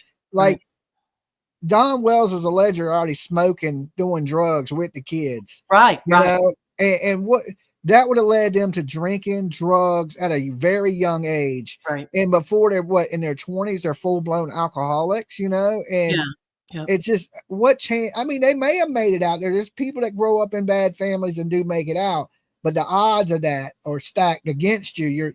You're fighting an uphill battle, you know, and usually your parents usually clear a path for you to help you get up that hill, not down the hill. That is right. No, it's really, it's, you know, and I do feel bad. I think you mentioned earlier, a couple of sessions ago, sometimes I listen and I don't actually come into the chat, and I know today you mentioned about Josie, that he was, you know, in the foster system, once you hit a certain age, you almost become quote unquote unadoptable. And, you know, I just hope that he's found a way, and found his way, because he deserves a chance, you know? Yeah, absolutely. And I hope they do something good for Josie too, because I just got a feeling like this kid, if he ages out, he's going to be right back on that hill. Exacto. Yes, you're absolutely right. Well, listen, I love your, you know, channel. Thank you, Dr. Tina, etc. And I have this, and I, from like 2 or 3 years ago, you don't remember this, I'm sure, but I started knitting a you told me yellow and black, like a busy bee. Yes, I do remember. You do, and I have it, so I have to get it to you. So I have to somehow figure out somewhere on here how to mail this thing to you, your post box or whatever. Okay. But well, it's one of my mods will post it in the chat room for you. And you made me a mod recently, and I thank you so very much. But I don't know anything about being. I mean, I know how to be a mod. You're fine. We just keep it so you've been here long enough that you should be a mod. We do it by how long you've been at our channel. I don't have to do anything like punitive, punishing, or anything like that. I'm not into that. No, we got people that take care of that stuff. That's good, because I'm not really into that. I just try to support and uplift the chat and your channel. Awesome. Well, thank you for being here, and thank you for coming in and sharing with us on Summer Wells. It's always good to have a professional, somebody that, you know, I'm an idiot. We got to have somebody smart every now and then. No, but I'm going to tell you, I've been through a lot of changes in the past year, and I said this in chat, and a bunch of other people echoed it, that especially since you had your heart attack, you know, you've grown in such wisdom and spiritually, and you give so much advice and wisdom just from a general perspective, and also a spiritual perspective, that there are many nights that I'm listening, and it really gives me a lot of what I call food for my journey. And I just so appreciate it. It's a combination of shining light on the victims that have no voice. Well, that scare a dude, you know, it'll change you a little bit. Like when I wake up every day, the sky's a little bit bluer, the air's a little bit fresher. And it's crazy that you have to go through that to I wish I would have knew that before that, and live my life like, you know, like I don't know if I'm going to be here tomorrow, and I'm living more like this could be my last day. Well, you know? and I see that in your whole approach, but what I was going to say is, it used to be that you were shining a light on a victim, then you had this comedy piece, but now you have the comedy, the shining lights on victims, and you have the spiritual piece, which I find the combination is really helpful to me as a viewer. Yeah. Well, make sure you hug your loved ones. That's important, right? And this is another one, like, love me now that I'm here. Like, you know, when people pass away, they want to show their love and they bring flowers. Well, bring me those flowers and give me that love now while I'm here so I can experience it. I totally agree. Well, God bless. And are you still doing the Christmas fundraising? Yep. And we're gonna bless at least 3 families. The 14th is the day we pick the 3 families. So I will have it up here live on the 14th. Oh, how do we donate? I mean, sorry. We have a Give Send Go. which is it is the like same one I donate to for your travel? no, it's a different one. It's a different one. Yeah. Well, maybe your mom can put this up. I don't mix the travel stuff with the Christmas stuff. Right. No, So that makes it's, sense. you know, so we'll have my mods. I'll post a link in the chat. Perfect. And then the 14th we'll pick the families. We'll pull up their wish list and we'll start buying all their Christmas gifts. Wonderful. Hey, listen, I'm going to go get my dog and then I'm going to tune back in. So I'm going to say goodbye. Now I have to figure what do I do to say goodbye? I can remove you and then, all right, you be good, Dr. Latina. God Good to bless. see you. All right. So that was Dr. Latina. And let me make sure I get her out of the studio. There she goes. There she goes. So, always good to have some professional input on the show, right? A doctor here and there. Now we just need to get a lawyer and a prosecutor and we'll be good to go, right? We'll have all bases covered. But yeah, we know Candace was an alcoholic. She's been an alcoholic. And as far as like Summer Wells being delayed, it's the thing is when, most people sit down with their kids and they teach them things. They teach them to read. They teach them to write. And if you're sloppy ass drunk, you can't do that for a kid, right? So of course, your child, if you're an alcoholic, it's going to be more delayed than most kids coming in, and especially into the school system, right? Like, some kids come in, they're reading at a 5th grade level, right? In the school. And you think, well, you can tell those kids are the ones that parents sat down with and they had a regiment and they were like, okay, we're going to read, or they were read bedtime stories. There's so many kids in our country that are neglected. I mean, it's unbelievably the amount of kids that are neglected in this country. Everybody's not a good parent, right? Some people should not have effing kids whatsoever. It's just a fact, right? And especially parents that, it sucks that, a lot of people, like I said, have escaped it, that grew up with alcoholic parents or drug addict parents and made it out.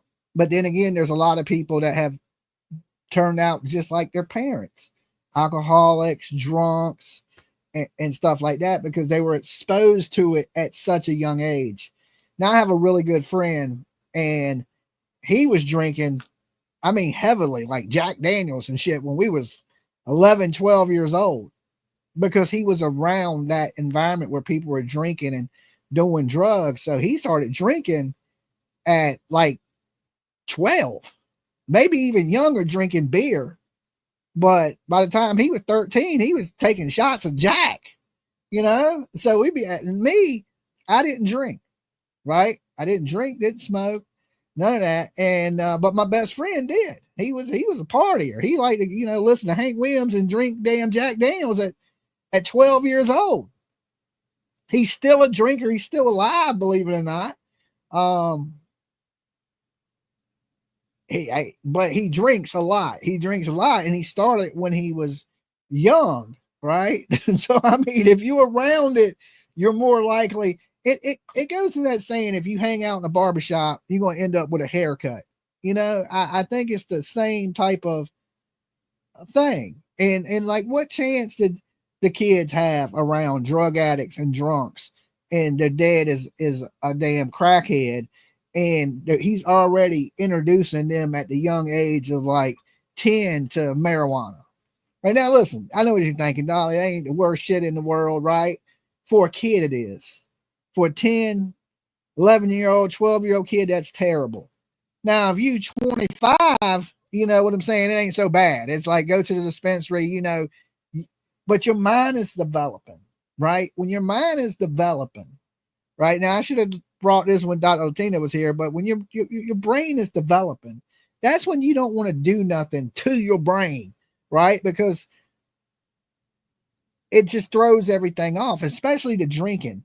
Because we look at Candace, and Candace carries herself like she's 16 years old, because I think that's the time she really started abusing drugs and alcohol, and she's trapped forever in that 16-year-old mindset, because her mind was never able to develop anymore past that. How many have died in Candace's circle since summer?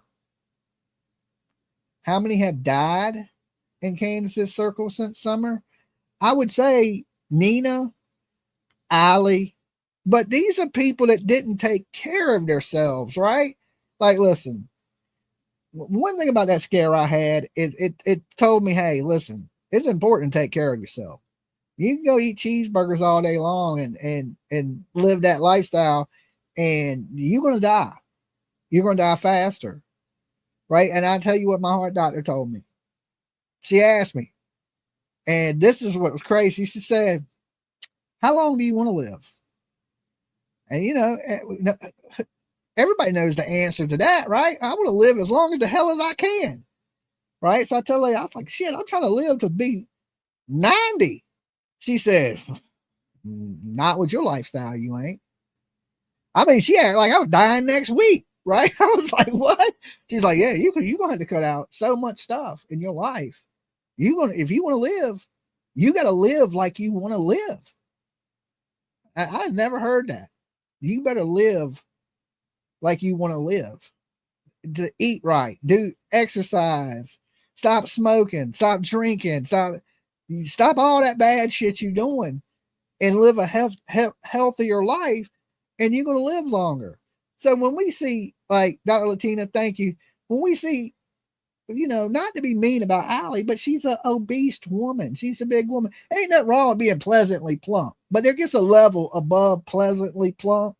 Being little overweight is one thing, but being just big, unhealthy big is another. And Allie was unhealthy big, and if she would have took better care of herself, she may have been here today. Maybe not, though, because nobody's promised tomorrow. You could be big as hell and live for 100 years, or, when it's your time, it's your time.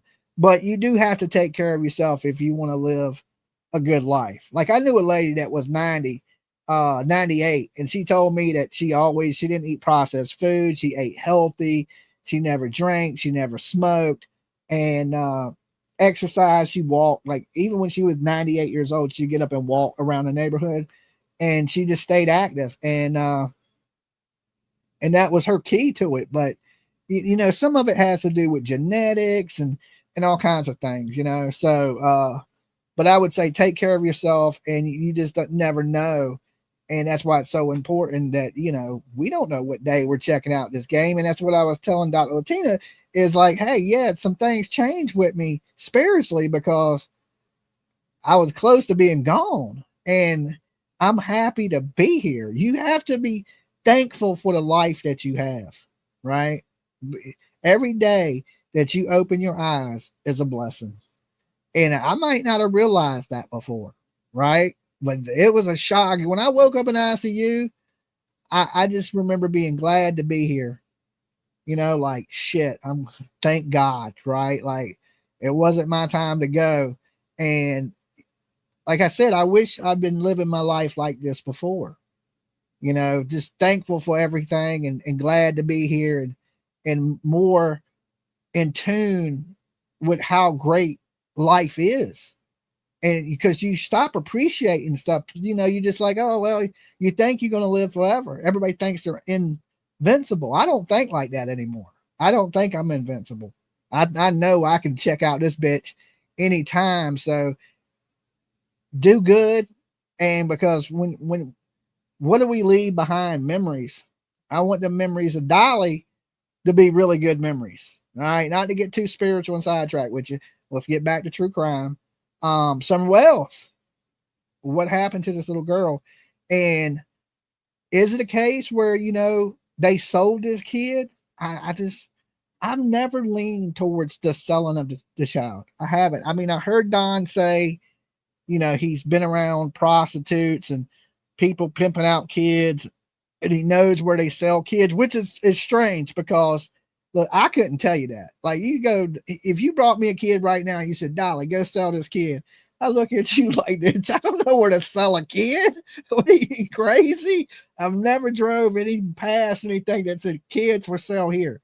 And me, myself, I don't run in those type of circles where I don't surround myself with bad people. I try to surround myself with good people that don't sell kids and don't do crack and all these things. Not that I don't know bad people. I think everybody knows somebody bad. You may have a family member that's strung out on drugs or a thief or in prison or done something bad. Everybody, right? But I don't surround myself with those people.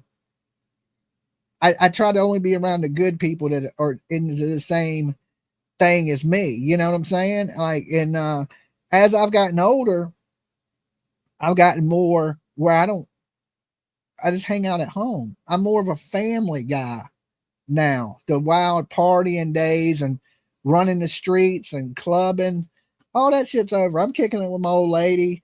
If I go anywhere, I'm going to the movies with my kids, you know, that type of life. And it's slower and it's a little more boring, but I enjoy it. I enjoy it.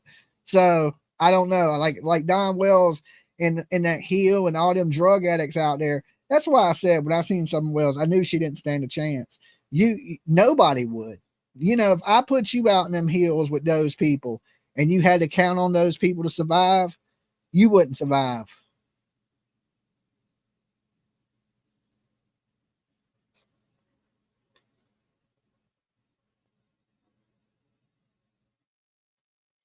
So he would come over and hang out with her and play with her and stuff? Well, no, not until after she disappeared. Oh, so she didn't know him very well before that? Well, she met him a few times. Summer did, and Candace did. So okay, I want to say this. I hate to keep pausing. Okay, I got a daughter, right? If some dude that I barely ass knew kept showing up at my house wanting to play with my kid, oh no, that shit ain't happening. I never found that odd that this some dude just wants to pop up and hang out with your daughter. Grown ass, old ass, creepy ass man wants to hang out with your daughter. Listen, my daughter's 25.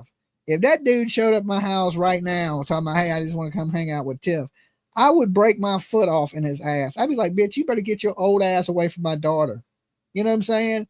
And she's grown. I mean, he never put out no red flags like this. It's odd that people want to come spend time with your kids. Listen, grown ass men don't want to hang out with kids. Okay? I want to get away from kids. Like, I don't like hearing people's kids cry. I don't want to put up with your kids. I ain't babysitting for your ass. None of that. Okay? No. Ain't happening. That's why I said if I ever adopt, I wouldn't adopt a baby because I don't want to hear a baby crying. I don't want to change no diapers. I don't want to smell shit. Right? Like, if you was a grown ass man and you trying to hang out with some 10-year-olds, something in your head is effed up. Right? And if you as a parent can't notice that you got some weird ass people trying to hang out with your kids, and that's not normal, that's not normal behavior, right? Hey, some random dude just showed up and was like, can I take your dog on a walk? I'd be like, bitch, you better get your weird ass off my porch, okay? You better get your weird ass off my porch. You are not taking my dog for a walk, you weird ass person. Get away from my doorstep. Right? Imagine that. Take the dog out the picture and that be your kids. Hey, I was just wondering if I can take your kids putt-putting. Well, are my kids friends with your kids? No? Well, you better get the hell away from my porch before I break my foot off in your weird ass, right? Now, it's different if it's a parent of another kid. Hey, you know, we're throwing a birthday party. We want your kid to come over, hang out with our kid. We do a play date. You know what I'm saying? We take them to the park while we sip beers in the car. You know what I'm saying? Then I'd be like, oh, okay. You know what I'm saying? If it ain't something normal, like, and your red flags are not going off, how do we know you didn't allow predators around the kids and one of these people have grabbed Summer? It's weird. And maybe there is something to it, right? But he didn't bring her back. We've heard Don say things like that. Like, who didn't bring who back? Is it the only weird motherfucker you had hanging around your house, or do you have a bunch of weird people hanging around your house? Dolly, he said she didn't know him after she disappeared. I'm just saying, listen, parents out here, all right? This is just a word of wisdom, a word of advice. If some grown ass man comes and wants to hang out with your kid, no. Okay. Think to yourself, what would Dolly do? No. Break your foot off in their ass. No, you are not hanging out with my kid. You're not coming around my kid. None of that weirdo stuff, right? Now, if you're a grown man and you got a daughter and your daughter wants to play with my daughter, yeah. Okay. Yeah, she can go over there and hang out. But other than that, no. You know, creepy ass people. I don't think you're getting it. What? She didn't know him until she disappeared. Yeah, I mean, I caught that. How does she know you if she's gone? And a lot of No, he did say he would come over right before she disappeared. And then in the second statement, he said he didn't know her till after she disappeared. So was that him misspeaking, or was this a dude that was showing up and trying to hang out with the kids? Oh, can I take your kids bowling? Can I take your kids? Like, dude, no, hell no, you can't. Even the boys. Yeah, that's right. Even as a little boy, you don't let some creepy ass man just take your kids places. Have your own damn kids. You want to go bowling with some kids. That's like me. With Listen, Hunter, for me, I got the red flags with Hunter coming. nobody was more of a Michael Jackson fan than me, right? I wouldn't have hung out with Michael Jackson. You know what I'm saying? When I take my kids around, because I love Michael Jackson, I'm just gonna go, okay, well, let me take my kids over there to his house Hell no. and drop them off. Now, if I was there with my kid, yeah, my kid, you can hang out with Michael Jackson. But when I leave, your ass is leaving with me. You ain't sleeping with the monkey or Michael in his bed, Bubbles, none of that shit. That ain't happening. That is bad parenting. Right? Any parent out here that would lead their kid and be bought and sold too, like bought and sold. Well, we're going to pay for you to go on this cruise, but I want your kid to be able to spend the night at my house on Neverland. No. Yeah, no. You know what I'm saying? Hell no. And same thing that happened like Corey Feldman and all these other kids that were left around grown ass men, and like you think it, you know, everybody worries about their daughters, but it's boys too. Justin Bieber, look, P. Diddy done what he done did to Justin Bieber. Like, it's horrible. Like, and you got to be prepared that these, and not only this, but there's millions of them in the world. Millions. Like, you think it's just a couple people that are weird? Oh, hell no. It ain't just a couple people. It is a lot of people. Alba donated to the Christmas fund. Alba, thank you so much. I'm on a rant right now. Yeah. You know, when Dolly goes on a rant, it's real. Yeah, like, listen, I watch all these shows on YouTube. Thank God for YouTube and all these people that do it, like Skeeter and the Gordon guy and all these pedo poacher dudes that are on YouTube. And I wish YouTube would not be so bad on these channels, because I think these people need to exist, right? You have to get these people off the street, get them some help, because something in their mind is messed up, right? And if they're just on the street with no help, no psychiatrist or whatever's making them think it's okay to have desires for small young people is bad. And maybe it's something over some years of psychiatry you can get help with, or maybe you need your fucking ass to be in prison for the next 50 years or whatever it may be to learn your lesson. But it is bad. That's why you have to protect your kids on the internet. And when you go places, it don't take for a second for somebody to grab your kid. And everybody thinks it won't happen to them. And I'm telling you, it will. I watch every day. There's a few different channels I watch. Every day they are busting somebody that is trying to have relations with somebody underage. Every day, new videos are dropping on multiple channels, right? I'm talking about everybody from lawyers to doctors to there's a lot of sick people in this world that need some help or they need prison, right? And maybe if you catch somebody soon enough that you can probably get them some help, right? With whatever's going on in their mind, maybe the chemical imbalance or whatever it be. But if he's allowing just random people to hang out with his kids and take his kids places, how do we know them boys ain't been sexually abused? You know, stuff like that. You just don't let your kids go off with strangers. It's bad. He would come over and hang out with her and play with her and stuff. Well, No, not until after she disappeared. Oh, so she didn't know him very well before that? Well, she met him a few times. Summer did, and Candace did. I mean, when we started getting involved in the Seventh-day Adventist, you know, Robin and stuff would invite him to go do this and that. Who's Robin? She's the one that would hold Summer in church all the time. Oh, yeah. Okay. So it was Okay, now listen. If a church lady said, "Hey, can your daughter hang out with me?" A church woman. What's the odds of a church woman? You know what I'm saying? But it's a weird church dude.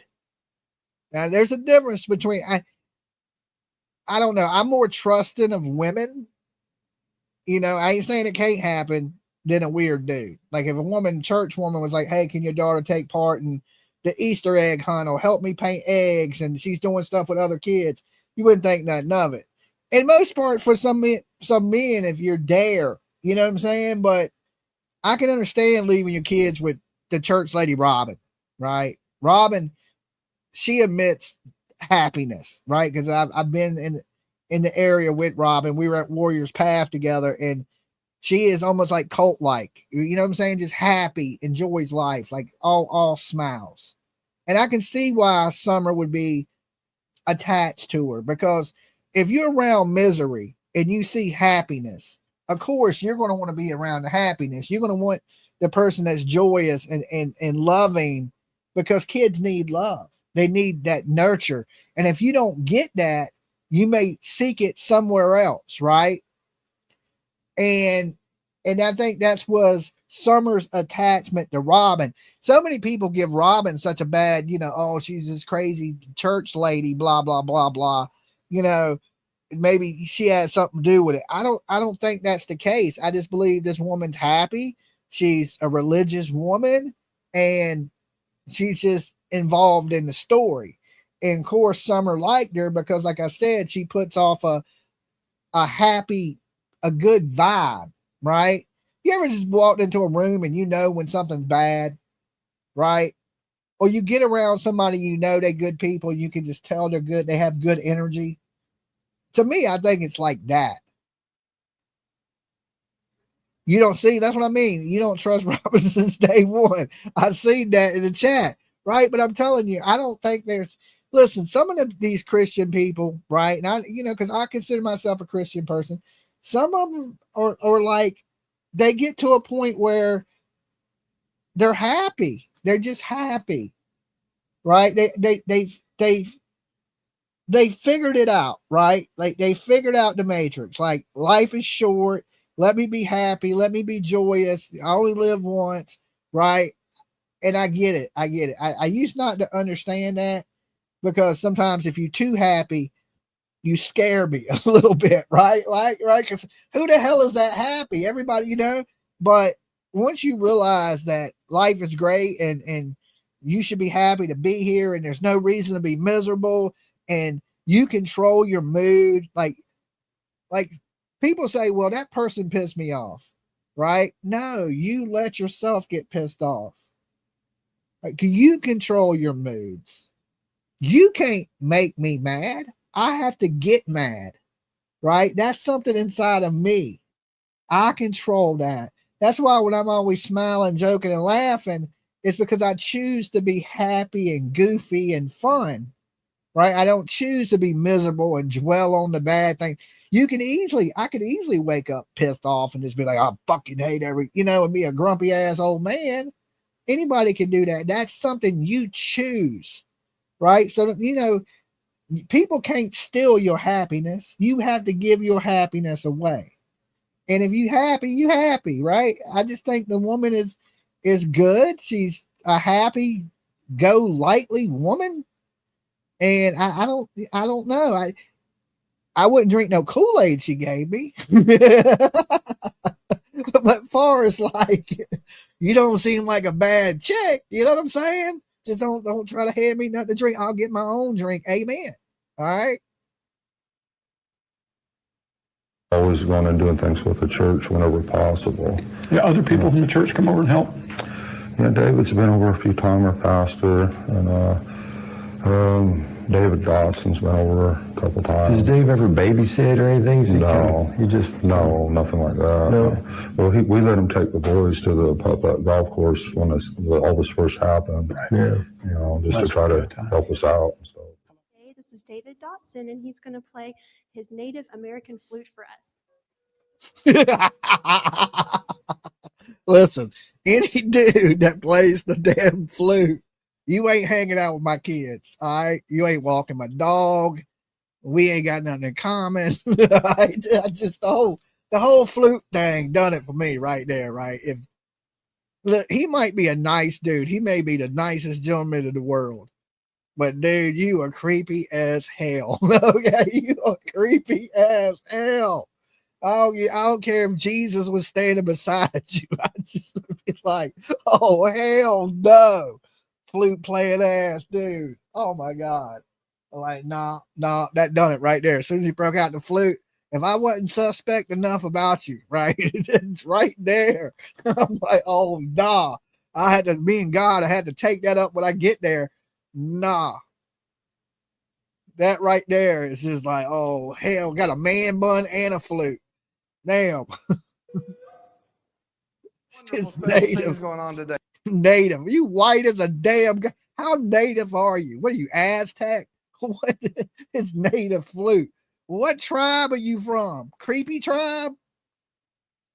Hey, David Dodson, will you come forward, please? I was raised an independent Baptist, and come across, and he used to pastor. Oh Lord, he got him some tattoos too. Right. Oh my God. Who's gonna let this man babysit their kids? Anybody out here? Press 1 in the chat if you let this man babysit your children. Anybody? I see anybody out there? Anybody letting David Dotson babysit it? Wolves in sheep's clothing. Listen. There's good people in church, and then there's some weirdos, you know? I ain't saying this man's a weirdo. I don't know Dave Dotson. I'm just saying you play the flute. I'm suspicious. You know what I'm saying? I'm suspicious. Church down in Texas, right? Yes. Yeah. I've actually called my church members back home and have apologized. I said, I've taught you wrong. And Wow. This is your church family, David, right? We love you. We thank you that he wants to be a part of our church family. We praise you. Hold Robin for her. We were able to get a hold of Robin, and Robin and myself, we made our way out to their home. I'd never been out to their home before. I'd never been out to their home before. I had to get the address from them. So they let us go up after that. Now, David had already been up there before I had, and I don't know the details about when or how, but I know that he was there before I got there and had already talked to the family. You know, you heard Don say that he was coming up there before Summer went missing, and then more after Summer went missing. So, a lot of people blame the church, that the church sold Summer, and they used this 7 vintage church to smuggle kids and sell kids. And I mean, a lot of people, believe it or not, or like anti-church people, remember the beginning when like Bullhorn Betty and Molly and everybody, they were real skeptical of the church people. Now me, I ain't been so skeptical of the church people. I kind of like, I don't know, but the dude coming around wanting to hang out with the kids, now that's where you get a little creepy, and him starting to show up more after Summer went gone. Because, you know, if this is hypothetically, if this man had something to do with the disappearance of Summer Wells, maybe he needed some more church family, right? And he did something. Now he's popping up more to see what information they got, you know, trying to get ahead of things or something like that. I don't know if the man could be just a completely innocent church playing, flute blowing ass dude. And he just seems creepy, right? There's a lot of people that seem creepy out here to me that, or probably are good people. They just they put off a creepy vibe, right? And they're really probably not creeps at all, but they just put off that creepy vibe, right? I can name some people, but I don't want y'all to get mad at me. You'd be like, damn, I didn't know you thought that dude was creepy, right? But I do. Like, there's certain people, there's a couple people in this true crime shit, right, that show up on cases that I find creepy as shit.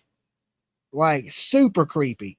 Like, some of these people are big on YouTube and they come off creepy as shit to me, right? And then there's some that are smaller that do a lot for missing children that come off like, dude, I just keep my eyes on your ass, right? Like, and y'all might even know who I'm talking about, because y'all might get those same vibes from these people. But I get some shit like, yeah, I don't even know what to say. I ain't gonna say no names because people be getting mad and shit. Oh, I love that person. How dare you, Dolly? I can only tell you how I feel, right?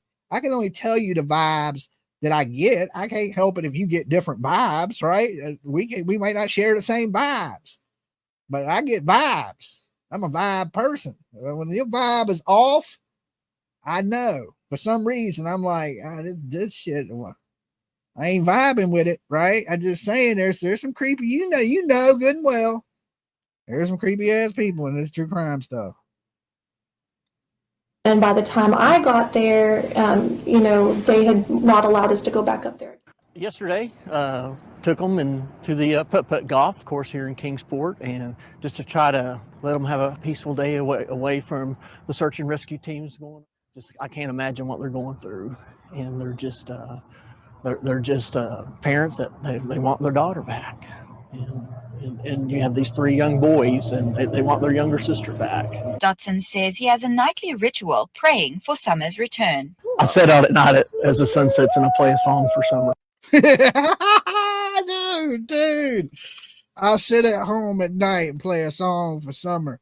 This shit right here gives me serial killer vibes. If this dude is not Buffalo Bill on the side, if this dude is not a TBK killer, BTK, this bitch has Jeffrey Dahmer written all over him. This dude would chew on your ankles like a ham hock. I would not want to be alone with this guy whatsoever. I'm scared, and I'm a grown-ass man. What kid would want to be around this dude? Holy shit. I bet you he probably beat you to death with that flute. That's the last thing you see is this dude blowing a flute in a basement somewhere while you chained to a wall. Oh, hell no. Hell no. I'm going to have nightmares tonight over this one. All right, we got Mab in the back. Thank God. Mab's here to save me. Mab.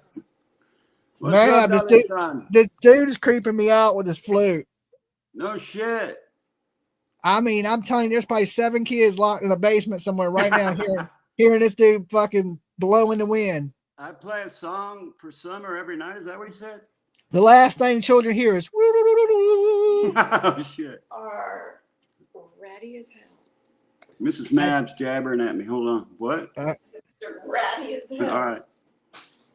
I don't know about the whole flute thing. He plays a song every night while he sits by the campfire, his native song. How much whiter can you get than this guy? Does he look native? That's what I said. He don't even knows how to say how. How? And he just popped up out of nowhere, man, with his flute, talking about, hey, can I take your kids putt-putting? I would be searching for some DNA on that damn flute. That's what I'm thinking. I mean, it's just I hate to be like mean to him, and he's really a nice guy that just, plays the flute. That bitch is probably made out of solid steel. I don't know, man. He kind of gives me that put the lotion on your skin vibe. Oh my God. Put the lotion on the flute or you get the flute again. How you been, Mab? Oh, the Turtle King is just chilling like a villain. My pastor, that friend of mine that lives up the street. Does he play the flute? Has a big ass skid steer with the rubber tracks. he called me a couple days ago. He said, "Can you go help my guys up there? They can't figure out how to fix it. Put a new idler arm on it." I went up there, helped them fix that, and then yesterday I got another call. Now it's leaking like hell. We got to take the same track off and pull a hose off of it. So I did that yesterday. Oh, I hear that. I hear that. All right. Well, we didn't come out with a flute blowing it, talking about. I'm just looking. I still got my hands and fingers, man, messing with that tracks, man. Yeah, yeah. You couldn't. They couldn't walk it back on the track. We were walking it off the track, but you Oh yeah. You got to put these big pipes in to increase the tension so all the grease comes out. You know what I'm saying? Yeah, I've been on jobs where the tracks come off and they'll walk it back on the tracks, or they'll do it like now that. He's got 2 new tracks coming. I'll probably be on that job too. So See, anything I knew about that type of stuff. I was in construction, man. No, I know, you know. So anyway, which basically, would you let some dude just randomly take off with your kids, man? You got Hell kids. no. Especially if you didn't know them good. My daughter had a sleepover one time, and I'm not sure, throwing shade at, race people or whatever. It's a Hispanic family, and we, it's probably 70% Hispanic in my area. And she called me, and kind of in the middle of the night. It's like, "Daddy, I don't feel safe here. I don't feel right." So I went and picked her up right away.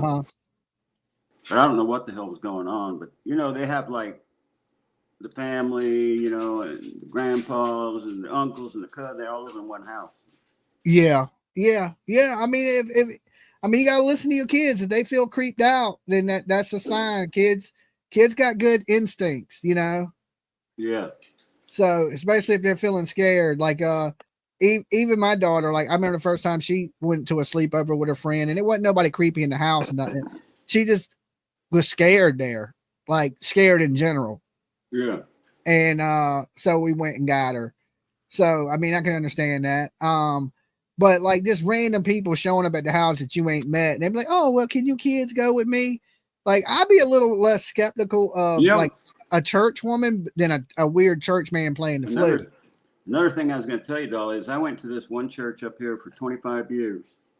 I was kind of, I knew all the pastors and all the people there, right? And a lot of people go to church to try to get better from bad things. Yeah, exactly. So there's a lot of fucking creeps in churches that are trying to do better. Yes, absolutely. And sometimes they revert back to their old ways. Yeah. Old ways. Yeah.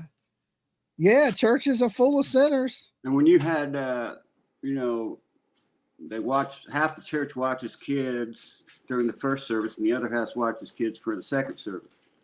Now you got to be FBI. They run you an FBI background and all that, just so if you're watching kids. Yeah, I think anywhere these days that they're doing daycare or anything, especially churches or anywhere like that, should be cameras. Like there shouldn't be never a time where you're off camera with my child. Right. You know what I'm saying? Cameras, but yeah. Go ahead. Especially with the technology we have today, like, especially daycares, they should be under 24-hour surveillance, like video. Like if you, that way there's no, like you hear about these people, like I was watching this lady that just went to prison recently. She was walking around kicking the kids in the back. Like little small kids. Yeah, just walking up and like kicking them in the back and stomping on their fingers and stuff like that. Like just being mean to kids. Like, and apparently this lady had abused like 30 kids. It had been going on for like a few years. And I'm thinking the video last night where this bitch was keeping a kid, 23-year-old special needs adult in a dog kennel. Yeah. And the neighbor heard the girl screaming from over the fence. Wow. And they called the cops on him. Yeah, I've seen some horrible adult special needs kids, and she was doing it for the money. And her ex-husband was the police chief who had passed away. I've seen some horrible nightmare stories on families abusing their own kids. All right, let's jump back into this video, man. I want to hear this dude talk about his flute.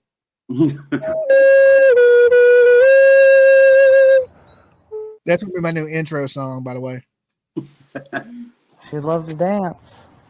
She liked to think of herself as a princess, and and all that, like all young girls do. And she loved Frozen. She loved to be that Elsa, and she is loaded. Yeah, right. Beautiful spirit, fun, loving, forgiving. I remember one time I took her to a job site, and it was actually a really nice log cabin home, and I wasn't thinking about the railing not being completely finished outside. She run outside. My wife brought lunch out there and stuff like that, and we was eating, and she run outside, and she turned around, and there wasn't no railing there to catch her, and so she fell off about the third. Okay, run with scissors. I can't see you in the back. Okay, I see the top of your head. Okay, you can turn your camera off. Who is this? Run with scissors. Turn your camera off. Run with scissors. Roman scissors? Run with scissors. Oh, run with scissors. All right, there you go. Hey, how's it going? I'm good. How are you, Dolly? I am doing pretty good. I've been watching Summer Wells for 4 years now, Okay. and I noticed a big slip up with Don. He said he drove the Subaru the day of. Then he changed it to he drove it the day before. Then he said when he was at work on that day, his boss was jiving him about driving the Subaru. And when Candace called 911, she said she threw the phone into Donnie's truck and went and called on Grandma's phone. So that's a big mismatch right there. Like, it doesn't make any sense. Okay, hold on. Let me back it up. So he said he was driving the Subaru that day. That's my understanding, that Don was in the Subaru. That's what he says. That day they were driving Grandis's truck. That's the one that Summer was in the back of with the milk cartons. Right. So when she says she threw the phone into Donnie's truck, is she talking about the old work truck he had, or is she talking Yeah, about the white truck. His work truck. I don't know. I don't know. Yeah, she did. Anybody's truck. She said she threw her phone in it because it wouldn't get out to 911. So she threw the phone into the back of Donnie's truck and ran over and got her mom's phone. Well, I know at some point she was on the phone. I don't know if she was on Grandis's phone or her phone, but there was a point where Jody Sue was out there with him, and she was on the phone with Don Wells at the same time Jody Sue was out there. That was later when she drove down the hill. Uh-huh. I've been watching this from day one, so this is something that's really bothered me, because Don says he's using the Subaru as part of his 7 alibis. I think what happened was Don took the Subaru later in the day and showed up at the job site so that he could get the call. You think he did it beforehand and then Yep. back out to the job? Well, I don't think he was. I don't think he was ever at the job site, because Johnson City is over an hour and some change from his house, and he said he made it in 20 minutes. There's no damn way he made it in rush hour traffic. No, you're right. Johnson City to that house in 20 minutes. There's just no What day way. of the week was it when she went missing? Was it Tuesday, wasn't it? I don't know. I would have to go back and look at the calendar. I know it was on the 15th. Yeah. So, I mean, I don't know, but I know it's a work day because he was at work. Yeah, it was the Tuesday because he fired Dudley on the Monday. Tuesday. Okay, PJ saying it was a Tuesday. All right. It's just something that's crossed my mind, and it's bothered me ever since. Yeah, that the inconsistencies in their statements. I mean, he said I've heard Don Wells say he was there and then catch himself and say, "Oh, but I won't dare." Yeah, he was there. I know he was there. I mean, their whole story just totally stinks. I mean, the $1 million question is this: I would say, yeah, they've hid Summer, but my thing is this: what happened to Summer for them to have to cover it up? You know, and why? Well, if you want to know what I think that Candace was grooming Hunter, and Don caught them. What do you mean grooming? She was sleeping with that boy. That's beyond grooming. Well, you know what I mean. I was trying to be polite about it. Yeah, you don't want way beyond grooming. And I think Don caught them. And Don caught, but where would that put Summer though? Well, I think they had a big fight, and Summer was got in the middle somehow and got hurt. Because Allie even said that Hunter was never the same after that. Yeah, I mean, but she protects. I think Allie for sure knew what was going on, and whatever Hunter told her. Oh yeah, she took it to the grave. Oh yeah, she did. Yep. So did Leslie. And I mean, her mama's still alive though, right? Yep. And the grandma, she knows. The grandma was more honest than anybody's. The grandma. Well, I think Grandis knows. Yeah, I think Grandis knows too. That's why she got out of there. Yep. I think there's probably 6 to 7, 8 people that probably know.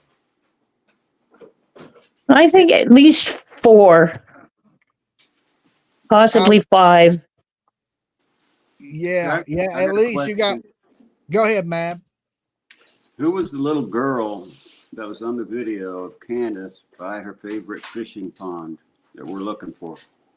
Baby Bear. Baby Bear. I think that what they call her, Baby Bear, something Bear. That little girl? Yeah. All right. I think that's Allie's youngest daughter. Oh yes, yeah. I was wondering who is the little girl of the friend that was staying with him that was supposed to be the narc. Oh, that was Journey. Yeah, that was that. What was that lady's name? Her mama's name? Melina? Marlena Crawford. Marlena. That's the lady that said, that was there and mysteriously left. And then, of course, when Candace's cousin called, she said that they were trying to kidnap Marlena's daughter, which would have been Journey. Yeah. They grabbed Summer over a debt. Yeah, I don't think Summer was abducted at all. I don't think so either. No, I think she's close by. If she was, it would have to be something like that Marlena story, somebody familiar with the property. Yeah, absolutely. I don't think it's going to happen upon that property. Yeah, that's the whole thing. I don't think nobody would happen upon the property either. So I think it would have to go into that that realm of things, possibility that if she was kidnapped, it's people that's been up to that house and they planned it and knew she was there. Because a stranger wouldn't know you were there, and a stranger's just not going to creep up on your property because, when you live in a country like that, people are armed. Yeah. Oh, yeah. They're on your property. They'll shoot you. Oh, you want to hear something crazy, guys? I was sitting here in my studio. It's nighttime, and this was Friday night. And I hear a knock on my window. Right now, to get to my studio window, you got to be up in my backyard, up in the wood, like come through the woods. Jeez. Right? How tall is your window from the ground? Pretty tall.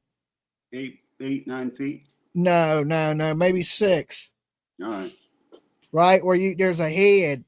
Right? I hear something. I had my 3D printer on. I was printing some things on the 3D printer, and I just happened to be in the studio, and I hear a knock on the window. And I'm thinking, wait a minute. Ain't nobody fucking should be in my backyard, not at night. You know what I'm saying? Yeah. And I go to the window. First, I hear somebody going, "Hey, hey," and I'm like, instantly, I'm hollering to PJ, grab the gun. Right? Yeah. Right. Get our, load the shit up. Right. And I go to the window, I look out there, and there's this dude standing in my backyard, and he's like, "Man, I wrecked my car into the ditch." And he's like, I had some wood in my backyard. He's like, can I use this wood to try to get my car out? And then I could hear somebody else. And I was like, I don't care what you do, man. And I shut the curtain back. And then instantly, PJ's on the phone, of course, with the police at this point, because you in my yard. Yeah. Right. It's nighttime. And I live in the wooded area, so I can't see out there. It's pitch black. Yeah. Right. So we're getting our shit. Big property too. Yeah. And so we're getting our stuff ready, just in case we gotta, put a hole in somebody. And at the same time, we're on the phone with non-emergency 911, we call non-emergency. Yeah. So, but what it was somebody did wreck into the ditch out in front of my house. And why wouldn't they just knock on the damn why door? didn't they knock on your front door? That's what I don't know. That's the same thing. Because there's only two people back here, me and my neighbor. He's strapped up, got cameras. We strapped up, got cameras, and me and him are cool. You know what I'm saying? We talk every day when we're out in the driveway or something. And he said the same thing. He's like, why didn't they come to the front door? He goes, you come up in my backyard, I might shoot you. And I was thinking, well, that's the same thing I was thinking. Like, because you would think if you're in trouble, you would walk up to somebody at the front of their house and knock on their door and say, hey, man, I need to use a phone, or hey, can you call me a tow truck? Or exactly. Yeah. And like, yeah, it was just weird. But anyway, the police came out. By that time, I go outside, and they did. They wrecked their damn car into a ditch. So it was harmless, but at the same thing, he shouldn't have walked up in my backyard. No, like that, Were they wasted? No, it was 4 young guys, like in their 20s. No. And so I guess the police got out there. They called them a tow truck. They got them out the ditch or whatever it was. But it freaked me out because I ain't used to people coming up to my window, especially when you got to cut through some woods to get in my backyard. Yeah. I was like, damn, this dude's done walked up in a good ways up into my yard too to get to the window to where the studio's at. And I don't know. Where's your wood at? Well, I had some wood because I've been building this fence. Yeah. Right. I've been, where I had built my tiki bar, and then I fenced in the area around my tiki bar. So when my dogs go out the back door, they don't just run off. Mm-hmm. So I fenced in a big area so the dogs have room to run out and play, but it's not the whole yard. I fenced off a section of the yard, probably about 20 by 20. So my dogs could have a place to run around out by the pool and the tiki bar. And, so he came up, he didn't go over that fence because that fence would have led him to where my back door of my house is. But he came to the window that the fence ran down. Yeah. You know what I'm saying? So there was a fence. If he did jump that fence, he might have been ducking bullets. You know what I'm saying? But he didn't jump that fence. He came up to where the fence was, and the window to the studio is right there. And I guess he's seen the light because the studio look, you can see it from space. There's these bright ass lights. So I'm assuming outside in the dark it lights up pretty bright outside. Yeah. And I guess he's seen the lights and knocked, which you got to use common sense, man. You can get yourself killed like that. Yeah. And it's Christmas time, and Christmas time is the main time for home invasions. Yep. Yeah. So it just creeped me out. I was like, okay, call the police. Well, I mean, in Summer's case, I mean, they'd have to know that Summer was alone. Yeah, there's absolutely. no way. And if you grabbed her, don't you think she'd be screaming and kicking? Absolutely. Yeah. So. And I think all this other people involved, like Jody Sue and Andy, I think it's all just noise. Misinformation. Yep, it's noise. Well, the whole Jody Sue thing is that I call that like she takes her nighttime meds and then she gets online and she just rambles, She talks in a riddle. It talks and slurs. I mean, it's just all slurring. Yeah. Well, that's my 2 cents, Dolly. All right. Thank you very much for letting me on. Not a problem. You be good. Yep. Have a good night. All right, peace. All right. So yeah, creepy things, you know, people knocking on your windows, almost like a horror movie. Me and PJ was getting ready to leave for dinner too, and I was just thinking, okay, there's some people in the yard, and we live in a wooded area, and I'm thinking, do we go outside? I'm not even going to go check to see if their car's in the ditch. Not until I seen the blue lights. When I seen the blue lights outside, I was like, okay, I'll step outside now. But you come through that door, and it'll be the last door you come through. You know what I'm saying? So we, at that point, you know, PJ knew I was serious about it. I was like, grab your shit, you know. No matter where I'm going, I always stay strapped because I look at these videos and it's like, it's just random, you know, people who get attacked and yeah, absolutely, yeah, home invasions and stuff like that. And I thought it was odd and just weird that, you know, I'd be too scared to walk up in somebody's backyard in the middle of the night and knock on their window, their house. I would go up to the front door and maybe ring the bell and say, hey, listen, I broke down. Could you call me a tow truck? Yeah. But most people got cell phones these days. So it ain't like you got 4 people and you can't tell me that none of them didn't have a cell phone. You know, so, but they were in the ditch. Good. Like they had put the whole car in the ditch. Is there a corner they slid around or they just ran off the straight road? I've had 3 different Uber drivers run into the same ditch. 3 different ones come back up here being like, man, I done put my car in a ditch. Can you help me get it out? And I usually go out there and help them. If it's, you know, I've got a truck and a strap and I'll try to snatch them out if I can. But so that's probably about the 4th person I've seen go into that ditch, because what it is there's a neighborhood. And then you go down, my place is on a dead end road, and then I live off a dirt road, right? Well, it's gravel, but it's considered a dirt road. And so what they do is they realize, well, damn, I can't go any farther. But if they go all the way down the road, there's a place to turn around. Right. So they try to turn around before the end. They try to turn around before the end, and there's ditches on both sides. And I don't never cut the grass in the ditch, so it's hard to level. It looks level, right?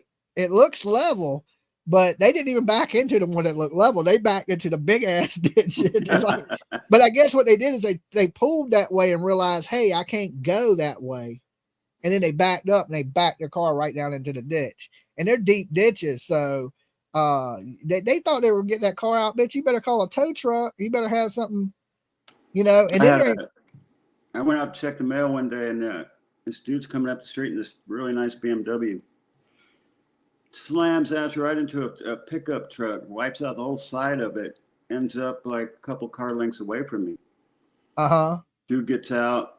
I just fell asleep. Mexican real estate agent, and they exchange all their shit. But the dude had his fender was all up in his tire. Couldn't go anywhere, right? So like, can you please help me? Please help me. So I got my floor jack out, jacked his car up, got a big old crescent wrench and bent the fender out, and got him on his way.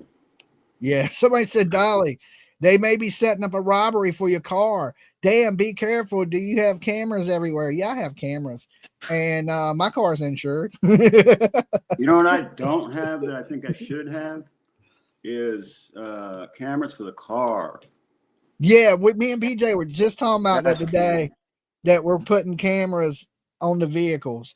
You know, they actually have security cameras now for your car that hooks to your phone. Anybody gets near your car, it pops it up on your phone. That's cool. But I'm going to get a dash cam for because I got some bitch hit me at a gas station, right? I'm towing my tractor. My whole rig is like 30,000 pounds, right? I put it in first gear. I go up 1 foot, and this chick hits me in her Toyota 4Runner. Yeah. She's whipping around the gas pumps. They said it was my fault. And they didn't have, you know, it was too late to get the camera footage. No, the cops said it was private property, so they had to ask private the property. owners, and the owners wouldn't give it up without the cops. Right. Yeah, that private property stuff, they won't even file a police report if somebody hits you on a private property. My insurance went up pretty significantly because of that. And it wasn't even my fault. Luckily, my truck's big ass F-350 didn't even have a dent on it. Wiped her whole side of her truck out. Damn. Going through the gas station at 30 miles an hour, right? Ripping around the pumps. It hit you. Yeah, me and PJ were talking about that today, putting them on both our cars because, you know, PJ got some new car, I got a new car, and my car, you hit that bitch, you gonna wish you had to pay for that car. You gonna wish you never hit it. That shit, yeah, that shit's expensive. You sold the old vet, right? Yeah, sold the old one. All right. So yeah, you hit that, you gonna wish you didn't. You know? I just you gotta pay for it. My old F-350 dump truck. You sold it? No, I'm restoring it. Oh, okay. It's a rust bucket. All right. Yeah, and so I'm gonna put I'm putting a security system on the car where it videotapes everything, even when I park it in a parking lot. Yeah. So that it's monitored at all time. And then I'm putting a Wi-Fi box in it. So it has because if you get in an accident, you want to have that footage. Yeah, well, we're gonna put dash cams and stuff in the cars too, but I'm putting in my vet, I'm putting a 360, like this person said they had in here, a 360 camera where it watches my car, even when I'm like, if I park it in a parking lot and I'm not driving it and it's not on, it's still videotaping like a security camera in a house. Yeah, I got one on my camper truck. Yeah. Right. You know, because you can only get in through the back door of the camper. So I have a security camera right above it, and it's motion. So if you walk up to my camper, the back of it, it turns on and alerts my phone. What kind of truck you got? It's like a little Chevy 1500, but that's the one that pulls my camper. Right. The camper zone that I travel in, the one we took to Tennessee, we took it to New York. I used to have one of those. I'm about to retire the truck, but I'm keeping the camper so I can put it on my next truck. I had one of those big ass campers on a Chevy truck. It was, you know, a 3/4 ton. Yeah, that's what I need to do. I need to put the camper on a bigger truck. I had an extended hitch put on it, and I could tow my boat with it. Oh, there you go. Yeah, so I'm going to camera everything up here shortly as soon as I get some extra finances. Right now I'm a little low strapped on cash with the holidays, but yeah, I'm gonna put it up there because you figure if somebody any dent on that car is in the thousands, it ain't like it's gonna be something that's, you know, you go try to buy a fucking Z06 fender, it's gonna be like, hey, we want $5,000 for the fender. You know what I'm saying? One of those cars that if you wipe out one side of it, it's totaled. It's totaled. Yeah, you hit that car, it's totaled. They'd be like, man, it costs so much to fix this car, we're gonna total it. That's my biggest fear of it, is because I really like it too, and I don't want nobody hitting it. Is because I don't want them to total my car out. What year is it? The one I got is a 2015. Okay. So C7, but it's in mint. It's mint 2015. It ain't like it's brand new 2015 showroom car. Yeah. So I want to keep it that way. You know what I'm saying? I want to keep it that way. So. But anyway, back to the video. Yeah. Or step and hit the ground. She was crying. She says, "Daddy, why didn't you save me?" I said, "I'm sorry, Summer. I'm sorry. I didn't know." And she says, "That's okay, Daddy." That's what kind of spirit she is. She didn't forgive you for that, though. The love of our life. She's what made our world go around. I'm scared that somebody's hurting her. And there's nothing I can do about it. It smothers me. Personally, I think someone come up here and grabbed her and ran down the hill. I think so and too. Threw her in a car and drove as far away as they could from this area. I know she didn't walk away from this property by herself or off this yard by her swing. I feel in my heart that somebody has came up here and took her, has lured her away from here.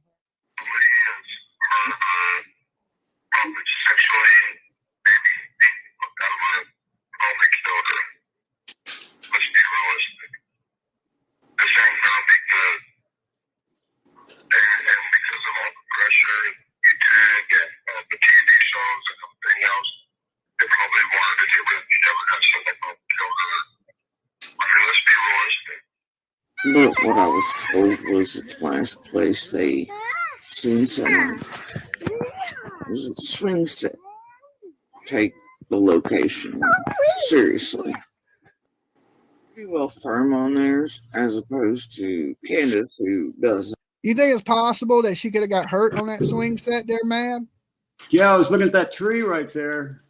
You get a little off, I think you're going to smack right into that tree. Yeah, I mean, even, you know, you don't got to fall far to really hurt yourself. Nah. See how see that tree, how close to on the limb? They must have that rope on a limb off of that tree. Yeah, they do. It's still that there. Tree is only about 3 or 4 feet away from where they're swinging the angle. Yeah, they hold that tree like a shrine to Summer Wells. The rope swing is still there. It's just like you see, it hasn't changed in 5 years. The little thing that she sits on, the rope, the tree is all there. Like it's. Why wouldn't they just call 911 if something like that happened?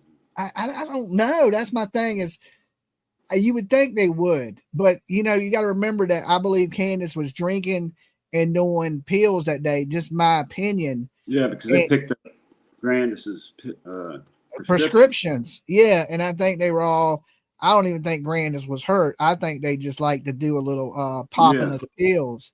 Television. One of my thoughts was she got the rope. What does it say? Lean on me said. Hold on. Thought was she got the rope around her neck, which happened in another case. I mean, it's possible that, you know, something like that could happen, but I don't know. I don't know. It's going to have to be something. It's going to make sense when we all find out. You know what I'm saying? Like, I think the accidental getting run over by a truck makes a lot of sense. Yeah, that makes a lot of sense. Heat stroke makes sense. Dry drowning's possible. Oh, I didn't tell you.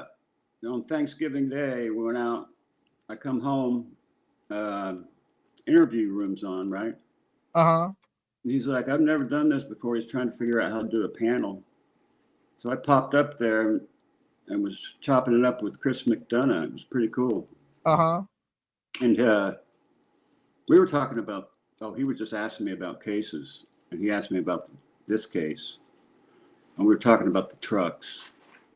I'd have to go back to see what I said, but he thought that was a high possibility as well. That she was hit by a vehicle? Yeah. On the property? I mean, it's possible if she was out there playing and they were backing up the vehicle, and, you know, because there is a time that Candace told me, she said about the regret. She said on the phone, all drunk, that she wished she had never let Summer play by that truck, but she didn't go into no other detail, but that's what she said. So they're doing tree trimming, but that was down by the road, right? Yeah. Tree trimming by the road. But listen, what tree trimmer can just leave work?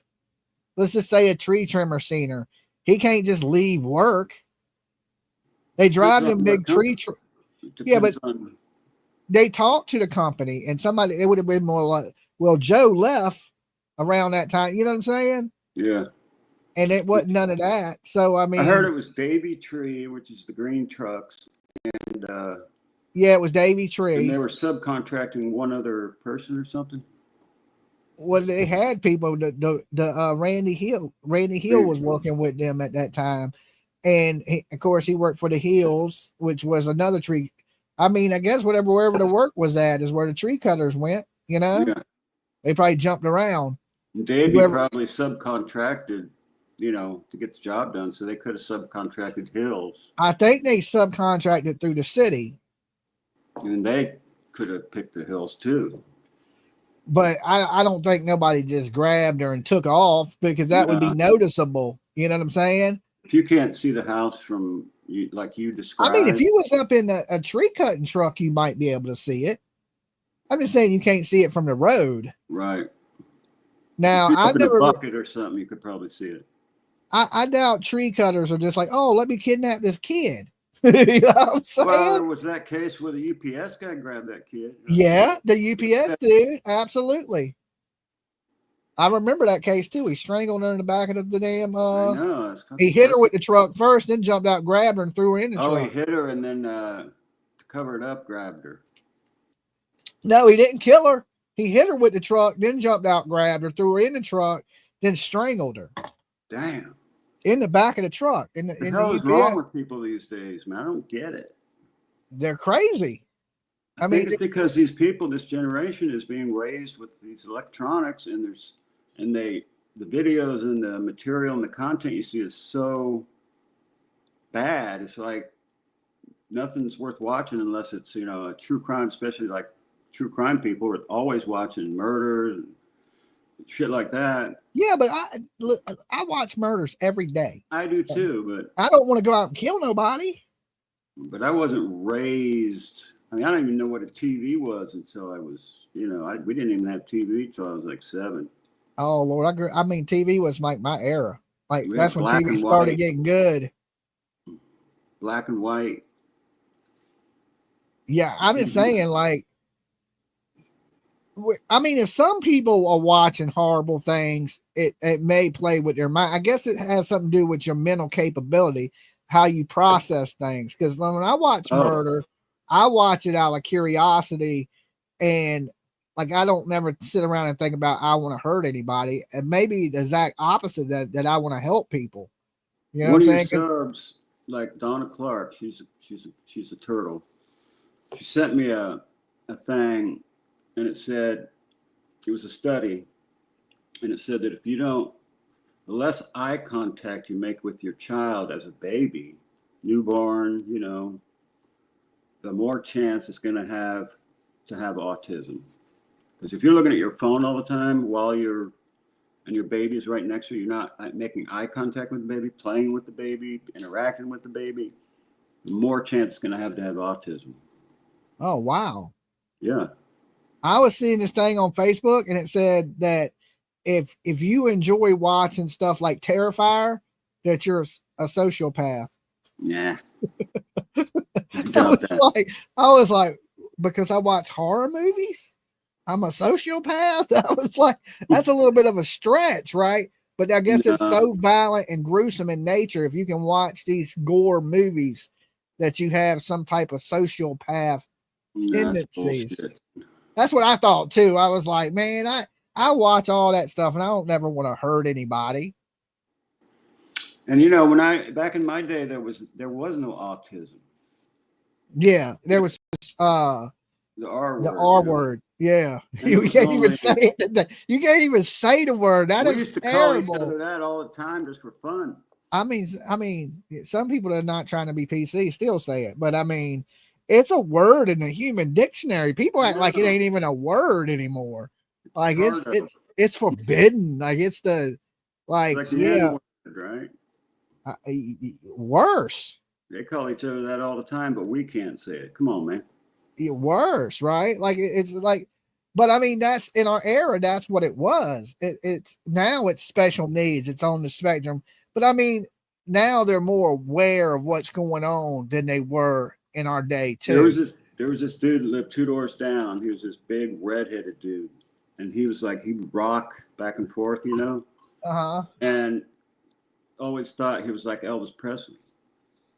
And this was he thought he was Elvis. 14, 15 years old. He's always he just was Elvis Presley. Everything. He was obsessed with Elvis Presley. I find out later, after I move away and come back, he became an Elvis Presley impersonator and was becoming famous. The same dude. Okay. I mean, somebody has to be an Elvis Presley impersonator. But he was kind of the R word back in the day, you know. Yeah, yeah. Grew out of it. Yeah, there was I mean, yeah, it's different. Like everybody has I guess the whole spectrum thing is anybody could fit onto the spectrum. I just think people abuse that term. I don't think all these people that are diagnosed as autistic are autistic. Like I was on Truth Channel, and he was trying to convince me I was autistic. He was trying to. That's like my daughter. She tells me I'm autistic. I was like, Tiff, I am not autistic. She was like, be autistic because I'll see something, you know, I'll have to arrange it a certain way. Like when I put the water bottle on the thing, the label has to be pointing this way. That's just, I mean, normal to you. Yeah, to you. Like Tiff says, I don't like loud noises. I have like she had a tough damn term for it. But we go into a auto parts store, and I'm going to buy her a battery for a car. And they got this machine running, and it is so loud that I can't even concentrate, right? Like it's just loud. And I said, Tiff, you know what? And there's another auto parts store like a half a block down the street. I was like, let's go to the other auto parts store, right? And she's like, wow. I was like, because I just can't stand the noise. So we go get in the car, and she's like, you're autistic. Yeah. And I was like, what? Why are you saying I'm autistic? She's like, because you can't handle the noise. Like the noise gets you. Like, right. And I was like, I don't think anybody likes loud ass noises blaring in their head where they can't think, you know? But I mean, I guess so anything kind of falls under that spectrum now, you know what I'm saying? So everybody has weird little PJ OCD says he's autistic too. I don't know. I think you can classify. Everybody has their little things about them. Everybody has their little quirks, I guess would be would be the word for it. I don't think that makes you disabled. I think when I hear autism, I think of a disability. Yes. You know what I'm saying? And I don't think I have any disabilities. You look at like Elon Musk. He's not autistic, but what does he have? He has Asperger's. I don't know what the hell he's got, but he's smart. Asperger's. That's what you got when you didn't wipe your ass for a week. Asperger's.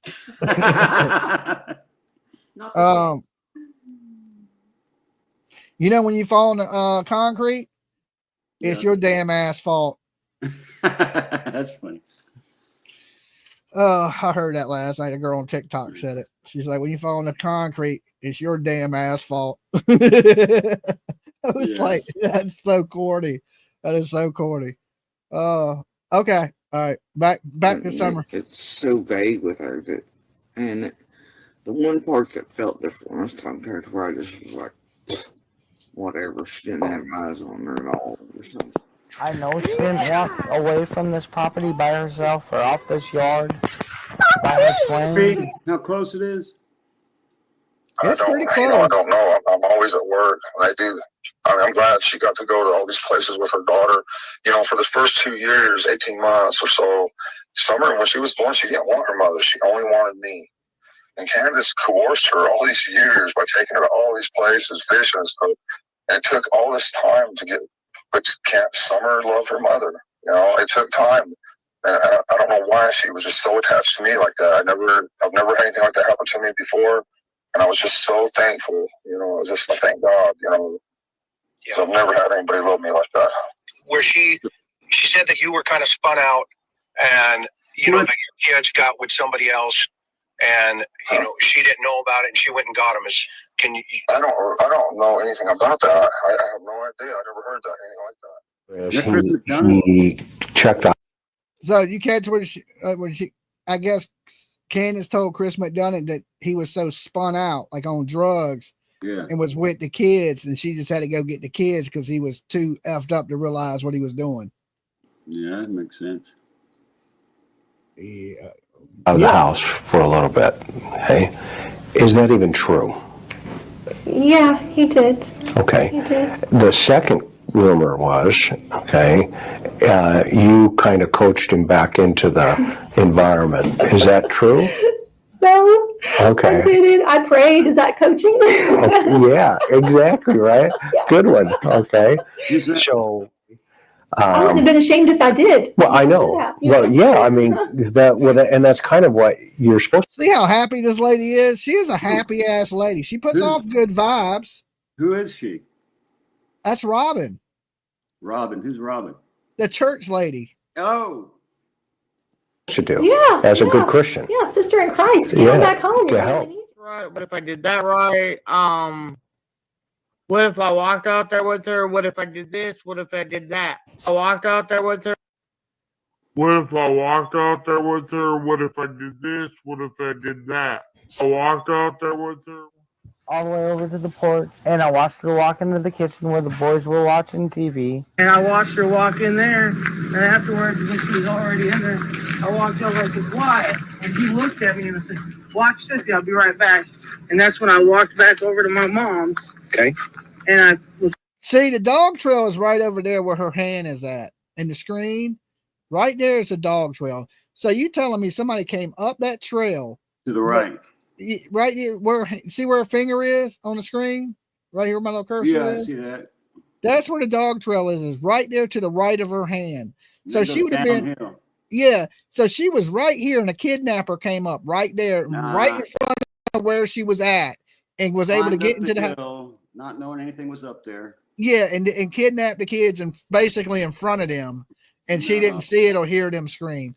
I call BS on that.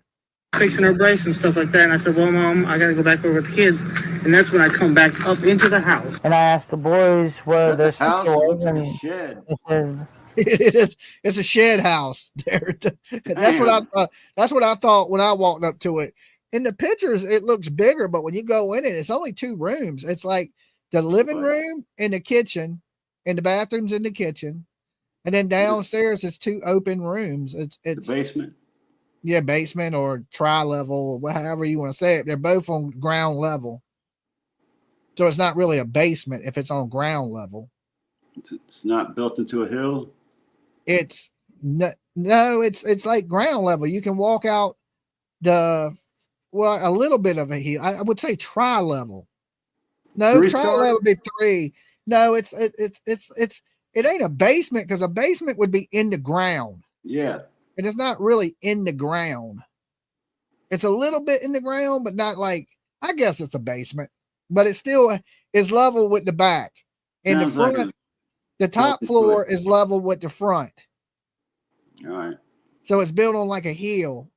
And so they're both ground level, no matter how you go in the house. So it's built she into did a not hill. say mom to play with her toys in the playroom. I said, okay. Went over here like this. So this is where the stairs are. Okay. It's actually down under there. Oh, down into her bedroom. Our bedroom, and then hers is on the other side. Oh, okay, in the basement. Yeah, in the basement. And I yelled downstairs for her a couple times. Said, Summer. And she didn't. I listened for a minute. I didn't hear nothing. Which was unusual because usually she always answers me. And so I went down there to check, and she was nowhere in sight. She was just gone. You know, what if this, what if that, Yeah. what if I did this right? What if I did that right? What if I walked out there with her? What if I did this? What if I did that? What if I walked out there with her? What if I did this? What if I did that? Me and my mother and her were planting flowers. And we went in after we got done washing our hands, and she got a piece of candy from Grandma, and she wanted to go back over and see her brothers. And I said, okay, and I walked her. Oh, I missed this comment. It says, Dolly, could the tree trimmers guy have hit Summer and got rid of her to cover it up? They would have found her body. Oh, and that church lady is bubbly like Lori Vallow was. I like Lori Vallow. Is it possible a tree trimmer could have hit her? Yes, but I think if they would have hit her, they would have called the police. Oh my God. And did you hear the Daybell cousin like starved a kid to death? No. I just heard that yesterday. I saw the video, man. It's crazy. Her cousin starved the kid to death? Yeah. Wow. I mean, maybe her whole family's, maybe there's a gene in the family that's crazy. Yeah. Cray. You know, cray or something. Cray gene. The cray gene. there you go. The cray gene. Like, I don't know. Maybe it's something in the family. Like, cause she's Lori Vallow is batshit. I know. You know, officially certified. I think Chad was just like a cult leader, you know. I think she was crazy and he was evil. Yeah. And she just went along with it. I think at some point, I don't know. That's kind of crazy because you can have one crazy person, but to have two crazy people together, their whole reality just starts bending, right? That what they think is normal is not normal, and they're there to verify each other's craziness, so it seems normal to both of them. I think so, and that to me is so odd that it's like can't see you, Dolly. You can't see me. Hold on. I was trying to pull something up on my screen here and shut something so I could get it pulled up, but I don't know if that worked or not. Okay. Bam. There you go. All the way over to the porch, and I watched her walk into the kitchen where the boys were watching TV. And I told the boys, I said, watch Summer. I'll be back. Thank you, Helena. And within 2 minutes, I came back. And I asked the boys where their sister was, and they said, she went downstairs, Mom, to play with her toys in the playroom. But what I was told was the last place they seen Summer was a swing set. I said, okay. And I yelled downstairs for her a couple times, and I didn't get no answer, which was unusual because usually she always answers me. And thank you, Nina, for your super chats. I'm just seeing some of them. So if I missed your super chat, guys, I'm sorry. Aunt Josie, Nina, Helena. Make sure I didn't Nina miss. Drew's the bomb. So is Helena. Yes. Brought to you by Nina and Helena. Dollyvision. So I went down there to check. And I think we're almost at our goal to give this hat away, too. She was nowhere in sight. She was just gone. What, PJ? Replacement, and she was worried that there was something wrong with it. And she took me into the hospital. And she took me into the hospital. And I ended up getting a shot for it to get rid of the pain. And they prescribed me medication to take to get the swelling down out of my knee.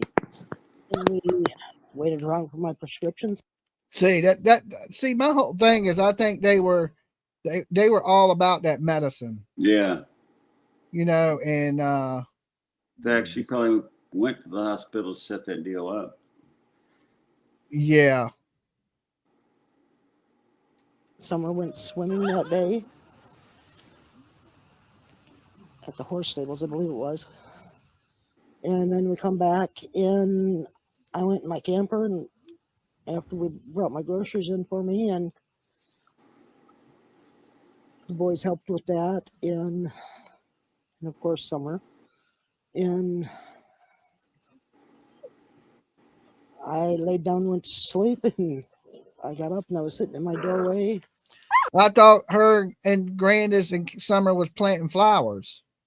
Did you see how long she's paused right there? Yeah. She was trying to remember a script.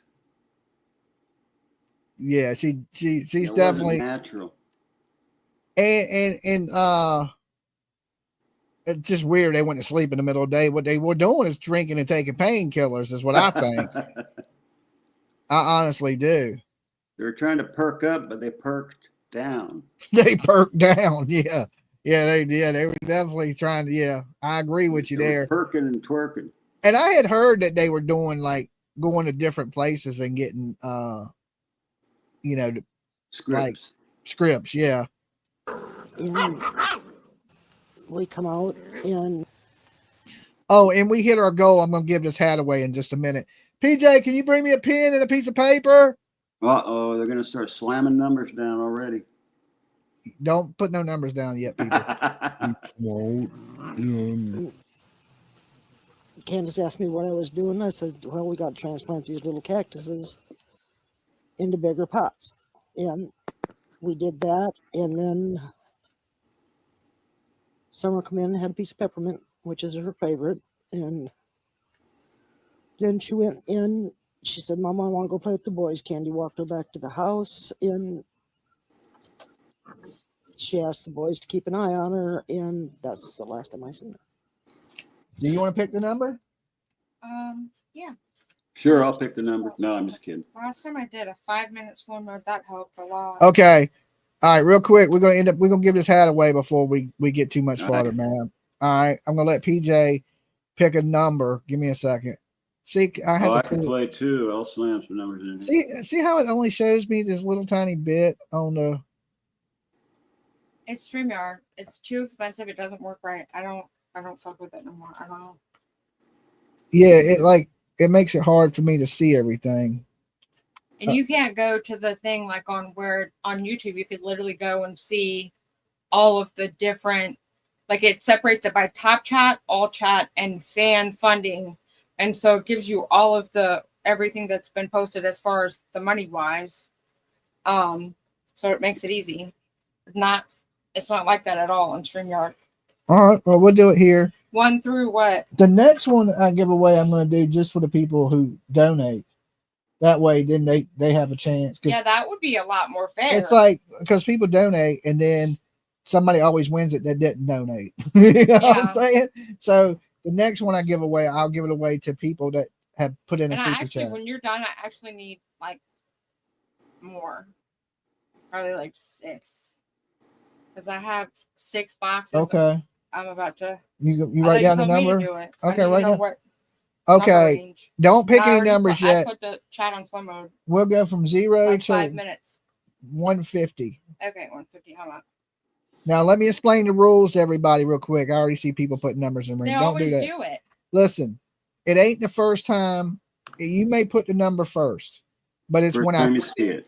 It's the first time I see it and I can catch it because the chat will be moving fast.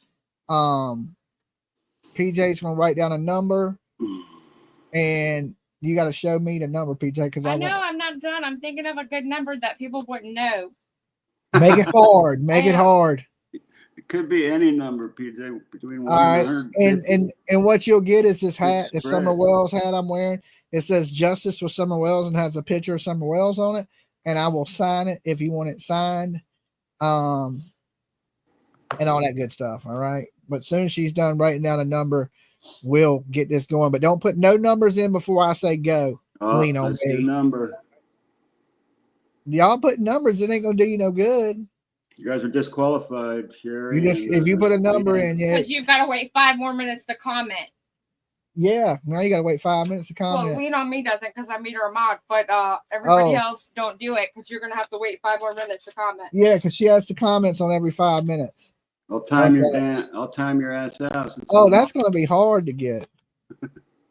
Okay, go 0 to 150. All right. Did you get it? Mad, but then throw a number in there. Let me see what it is again. Okay.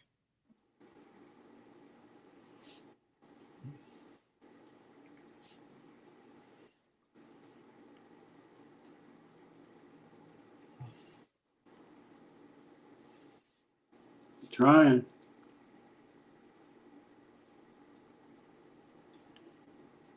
I haven't seen it yet. I see it. Where? Who got it? Peace, love, Melinda. Peace, love, Melinda. Where do you see it? Right there. I didn't see it though. Well, she got it. Oh, she got it, but where is it at? Peace, love, limit. Peace, love, Melinda. Put 137. That's it. Peace, love, Melinda. Peace, love, Melinda. I mean, it's right there on my thing. Okay, because you can see the whole thing. I can't see it. Okay, the number was right before her. Okay, the number was 137. And I hate odd numbers. That was so terrible for me. I had to sit here. That was counting down from 150. Peace, love, and Melinda. You get this hat that I'm wearing. That's my thing. I'm gonna start giving away my hats. I'm gonna make a hat for each show and then give it away. Got to disinfect it before you put it on. It's worth more once I wear it. I mean, it's only been worn once. It ain't like I got any hair to mess it up. I just recently shaved my head. Okay. Peace, Love, and Belinda. Is that what it is? Melinda. You got to send an email to the best soap in the game, gmail.com. Tell us, hey, what show you wanted on, that you was number 137. It was the pink Summer Wells hat that Dolly was wearing. It's brand new. I just put it on for the show. And we make sure you include your address and be patient because it's Christmas time, so you may not get it to right after Christmas. Right, PJ? We got a little bit of a wait list. Okay. We got a little bit of a wait list, but it is coming. All right. It is coming. We're a little behind on things. That's the only reason I had to skip you on Dr. Latina's chat because I'm over there packing. You're packing out, and we just went to the post office today and dropped off like 30 packages. Yeah. So listen, guys, if you're watching and you want to get some Dolly soap in, they need to get the orders in like immediately, right? Yes. All right. Right now, our soaps Finally, I turned it off. and body washes are half off when you use the promo code Dolly Rocks. I know it's the cheapest it's ever been, man. It's half off. And it's only on sale for 3 more days. The 10th, it goes off sale. Mrs. Mab won't touch me unless I done use that soap. There you go. That's what I'm saying. That's what I'm saying right there, man. I'll pay you later.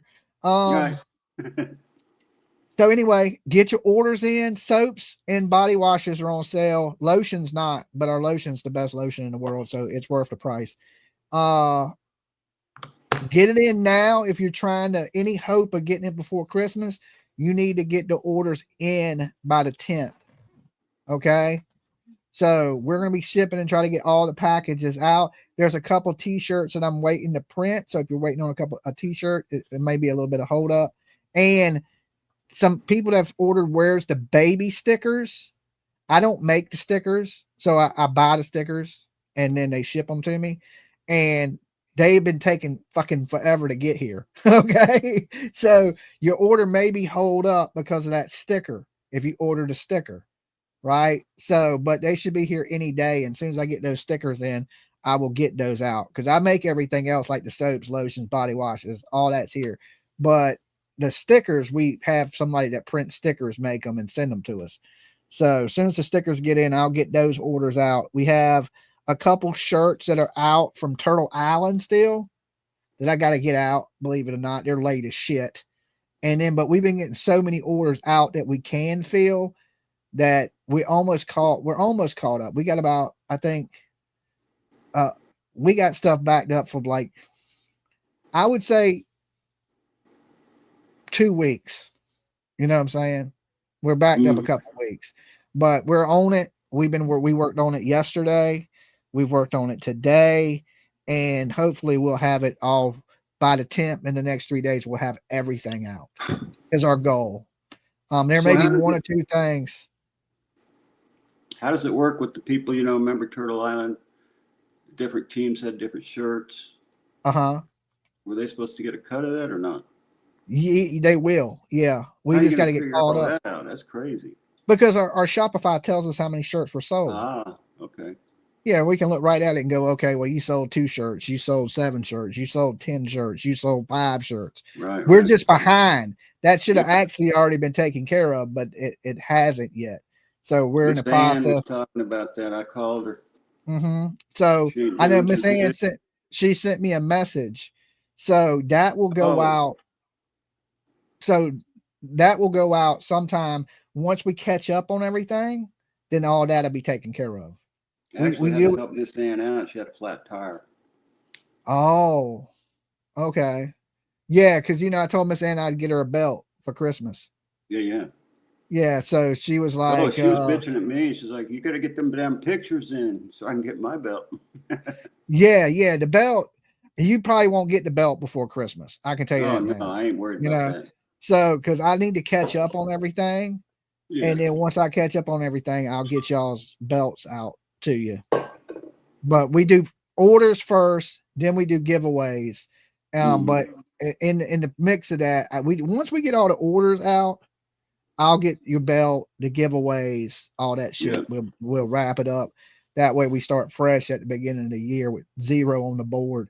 You know what I'm saying? And we don't start Turtle Island the new seasons until everything's called up. That's why we've never been at zero on the board. Must be busy as shit. I mean, Dolly it takes a lot. It takes a lot sells. just to YouTube. You know what I'm saying?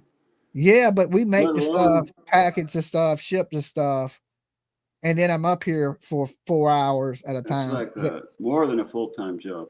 I just want to tell people I don't work as hard, but I work more than I did when I was doing construction.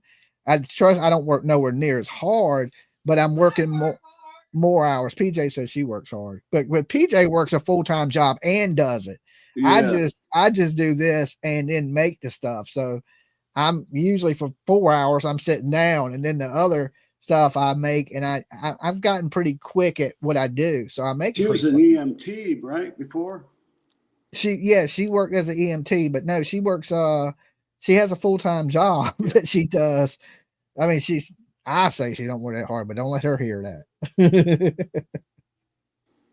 She has an office job now. Gotcha. So office jobs are cool. I had one for around 20 years. I've never worked an office job. I've always worked a labor job. I went from construction straight into inventions. Damn. Yeah, I've always worked construction. I probably should have been in convention. Inventing stuff way back. Inventing me a way to get out of damn work. Dolly, watch your language. Okay. All right. Let's get back into this.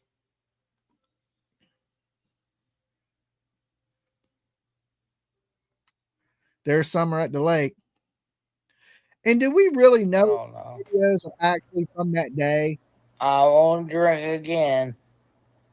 Because them boys in my summer is the love of my life. I will never drink or do anything against them ever again. I mean, I don't. You on which direction and everything's slow motion now. I know. At some point, The discount code is Dolly Rocks. One word, okay? Dolly Rocks, all capitals. Dolly Rocks. That's 50% off soaps and body wash. Lotion's still regular price. T-shirts are still regular price.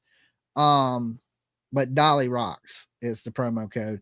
And if you're trying to get in on that sale, you got 3 days. It runs out the 10th. And so you got to the 10th, and then everything goes back to regular price because Dolly got to pay his light bill. All right. Now I gotta eat.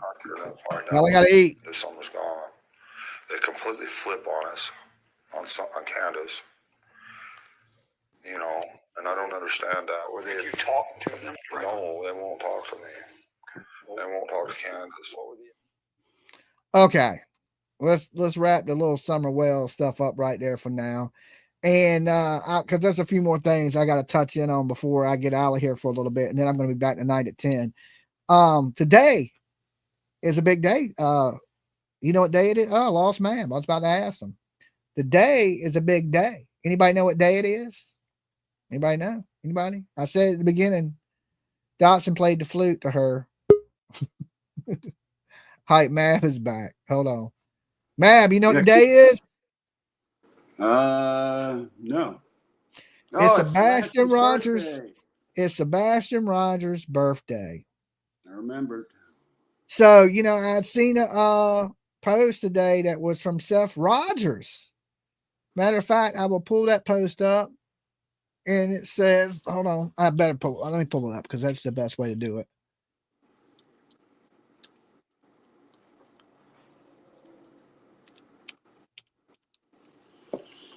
Just make it easier. All right, let's go to his post. Let's share the screen here because they are having a gathering for Sebastian. And he put 7 hours ago, happy birthday, son. I don't know where you are, but I haven't stopped looking either. I love you, Sebastian. I am praying every day for you to be found and for you to come home.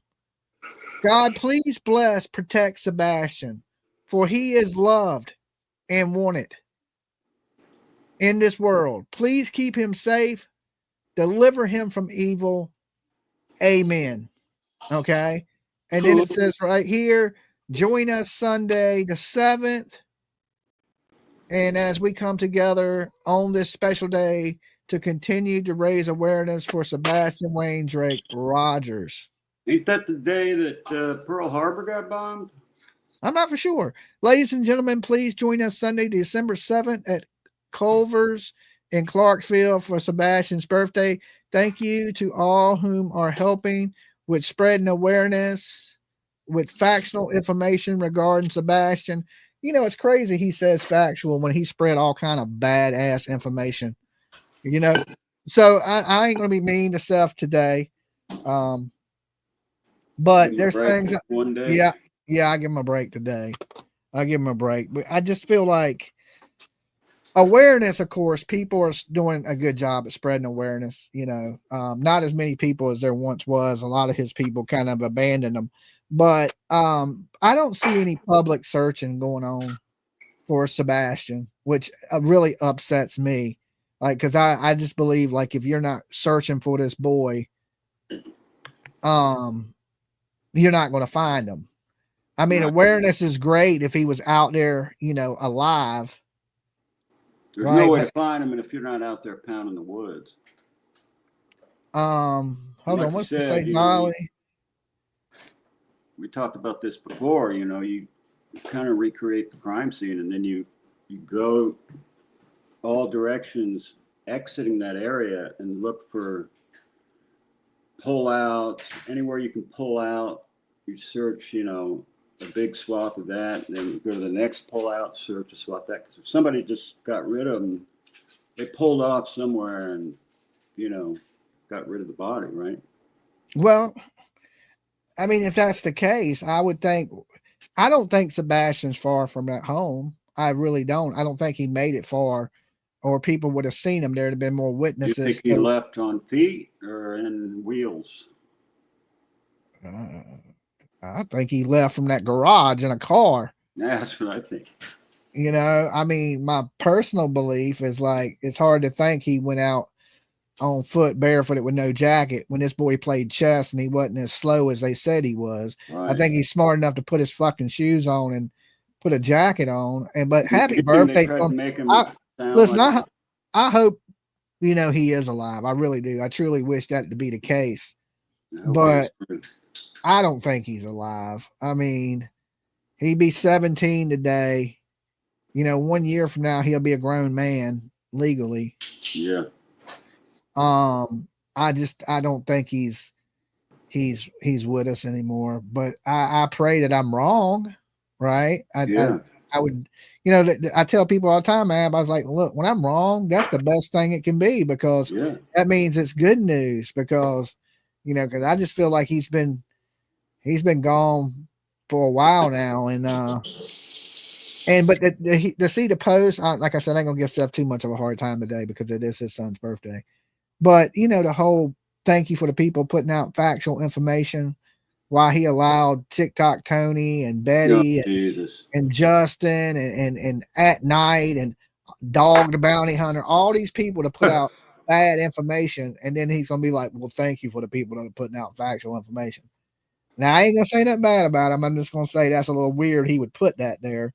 But if you're in the area, go out, support Sebastian Rogers. I don't know exactly what time that said. 7 o'clock. Is that what it was? Where is it at? Culver's is an ice cream place. So join us Sunday, December 7th at Culver's in Clarksville for Sebastian's birthday. Thank you all who are helping and spreading awareness and factual information regarding Sebastian. Be blessed and stay safe, everyone. Whatever happened to old TikTok Tony? Oh, he been gone. They didn't put a time. It just said Sunday, December 7th at some malt shop. I guess somebody wanted ice cream. I don't know. Or maybe Sebastian. Ice cream shop hold that many people. Well, I don't think there's probably going to be that many people there. I mean, I'm sad to say that. I could be wrong. Could be 10,000 people there. Burger place, Dolly. Okay. I mean, I could be wrong. I don't know. I don't know. I'm sure like I'd say don't forget the kid. It is his birthday. You got to do something to celebrate his life. But I'd like to see them put something together to search for him. Right. Yeah. I mean, that's my biggest complaint this whole time through all of it is can we get some search efforts going? I mean, the way my mind works is that you get a big map, Google Maps, wherever the hell you got, Google Earth. You search a block of whatever, you mark that off, you search another block, you just keep going until you find the kid. Yeah, we don't have one of these here in Virginia, the Culvers. So I don't know exactly what it is, but people are saying it's like a burger place, ice cream floats.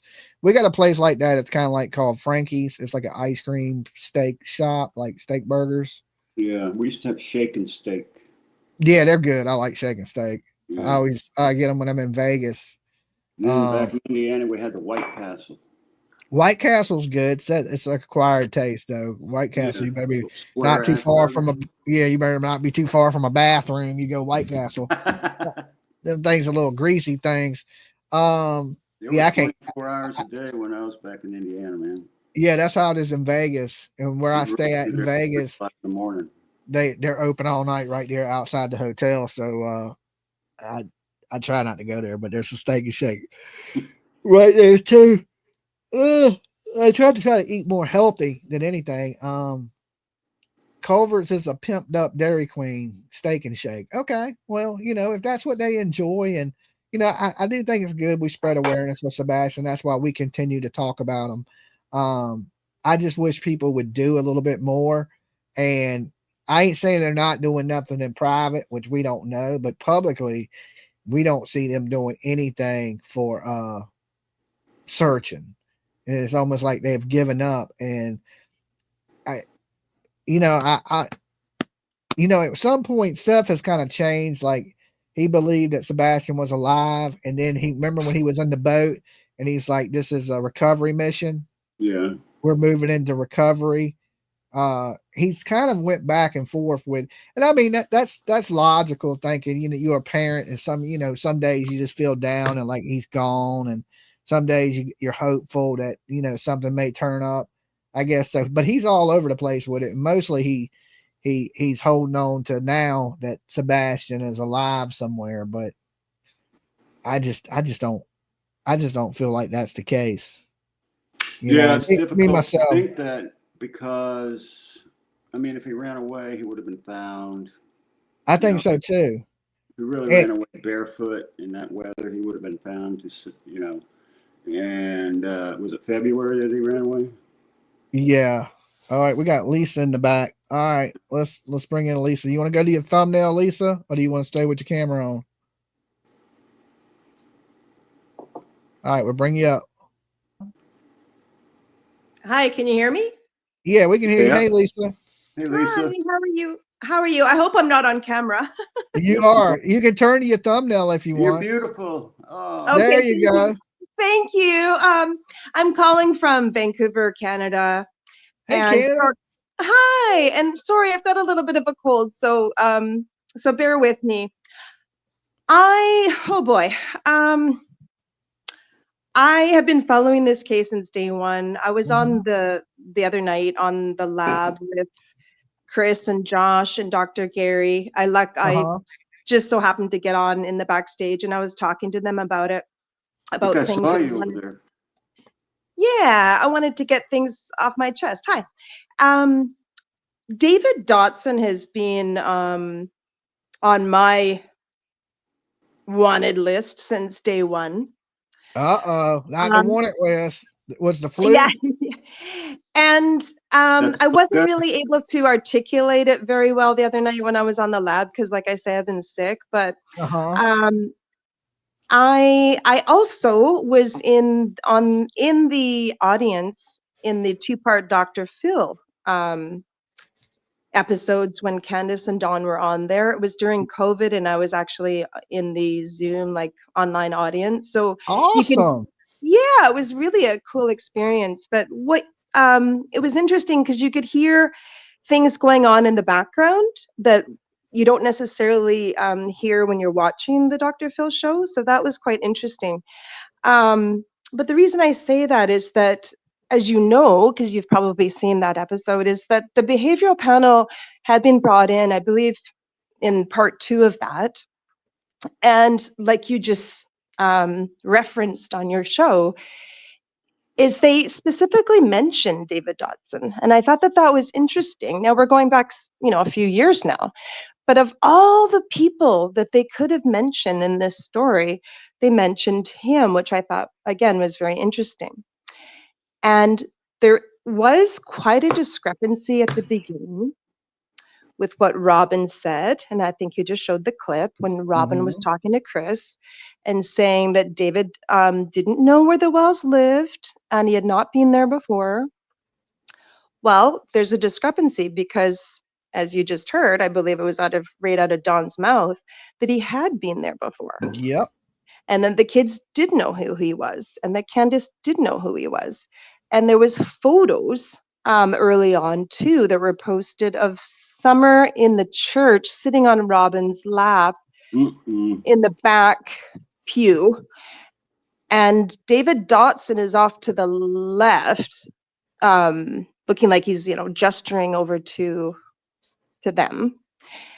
And, as a mom, I think that we pick up on certain things, and dads too, but Summer did not look happy. She looked like she was sitting on his lap? No, Robin's lap. Correct. Correct. But the way that she looked at David Dotson in this photo, it just looked like she was really scowling at him. So again, these are just subtleties. But I just didn't like the fact that he inserted himself in the story early on, like you have shown, with playing the flute for Summer every night. Yeah, it's just weird. He gives me creepy crawler vibes. Like you know a damn what I'm saying? Pied Piper. Yeah, I don't know. Absolutely. And I think you just said it too, which is a great observation, that when he took the boys mini golfing, maybe that was a way to sort of feel out what they knew, what they saw. That didn't sit well with me either. And like a lot of your panel had said just a minute ago, that, really, what parent would let their kids go with a guy that they barely knew? That, mind you, anything that we say that we, quote unquote, normal parents would do, we have to sort of take that completely out of the equation, because you're not dealing with a normal situation. So what you and I may think is appropriate or not appropriate, you can throw it out the window, because we're dealing with a dysfunctional family. Yeah, completely. Family. Exactly. There's nothing normal about that situation. Can I interrupt for 1 second? Pardon me? Sweet Leaf is celebrating 32 months for the murder crew, and it's her heavenly son Mark's 38th birthday. Thank you, Sweet Leaf. Thank you. I didn't want to miss her. All right, go ahead, Lisa. Sorry about what that. you were saying. Yeah, and then another thing too, just some other things, like you had said earlier, that I think you'd showed a clip as well, when Betty and her crew went out and talked to Hunter's family on the outside of their house with Grandis and Grandma, and the mother, like Hunter's grandma, said that there was animal abuse that they had witnessed, and that she had said that I believe it was JLR that had asked her about that say, and she said that likely both parents were essaying her. And I would even take that probably one step further to say that I would not be surprised at all if all of them You know, we talk a lot about Summer, but we don't talk a lot about the boys. And I have a Mhm. feeling that they were probably all subjected to that in one way, shape, or form. Because as we know, the neighbor across the road, whether you believe them or not, but I think it's been pretty clear that they were selling some sort of drugs up there in order to touch the kids, plural. That's And what then they said. They were sedating, yeah, you know, allegedly, you know. exactly. I mean, but I believe that. I believe that. I don't know why that they would implicate themselves and say something if that wasn't true. So I believe that, and also think that there was some other interference with Allie's. I guess that would be Hunter's sister. There was something in regards to something that happened to her Up there. up Yeah, I heard that there they on the didn't I heard that they didn't want her up on the hill for some right. reason. Now there would have to be a reason why they didn't want her up there. Did something happen to her, or it was something about Don said something inappropriate to her or something like that. Yeah, sure. I mean that would be the minimum. I think there's probably a lot more to it I as well. think he said something inappropriate about her one time online too, about her butt. If I'm not mistaken, can anybody remind me in the chat? I think he said something about for her age, she had a big butt or something. I'm not positive. I could be wrong. Who I said could be that? mixing stuff up. Don said that about Allie's daughter. I could be wrong. I don't want to say something be just completely damn wrong, but I think I do remember that. Yeah, I think that I recall something like that. And I also want to say something else, and I know I'm kind of going on different tangents, but like I said on the lab the other night, I think that we could probably all agree that many, many, many things can be true at the same time. So we can't look at this like black and white or linear, like because she was perhaps essayed at home, that means that XYZ happened to her later on. I think that many things can be true at the same time. So having said that, I want to say something else. You do recall, I'm sure, when Hunter's dad, Andrew, came down from New York with, a truckload or a U-Haul full of people. I don't quite understand all of that. But what with and Jose, maybe that's where Jose came from. yes, exactly. And he had blood on his hands per se as Came well. down with machinery? No, they came down apparently in like a U-Haul, or they all came down in a caravan together from New York, and I believe there was maybe about 10 or 12 of them, if I'm not mistaken. I thought you said some machinery, like a loader. Yeah, no, and I think with that, and I know this is going to sound completely, maybe a little too much for people to swallow, but I think that there's a lot more to that as well. I don't know if any of you have heard about, and I know this happens all over the world, but I think in Tennessee in particular, that it's a bit of a hotbed for this.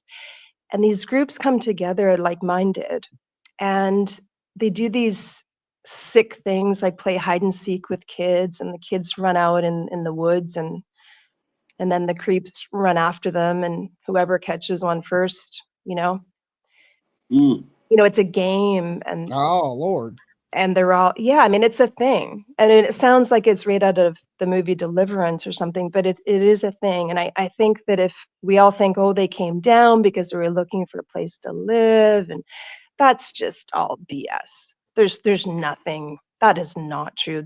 It was way, way more sinister than that. Now, I never heard it was 12 or 14 people in the U-Haul. I heard there was a few of them. Where did you get the so many people at? Well, I guess your other people that are making comments and stuff can maybe chime in, but that was what I remembered. It was a large group of people, and I think there was maybe some kids as well. I'm not quite sure, but that never sat well either, because I think that was a lot more. Well, Pandrew, he's just as creepy as Dave Dotson.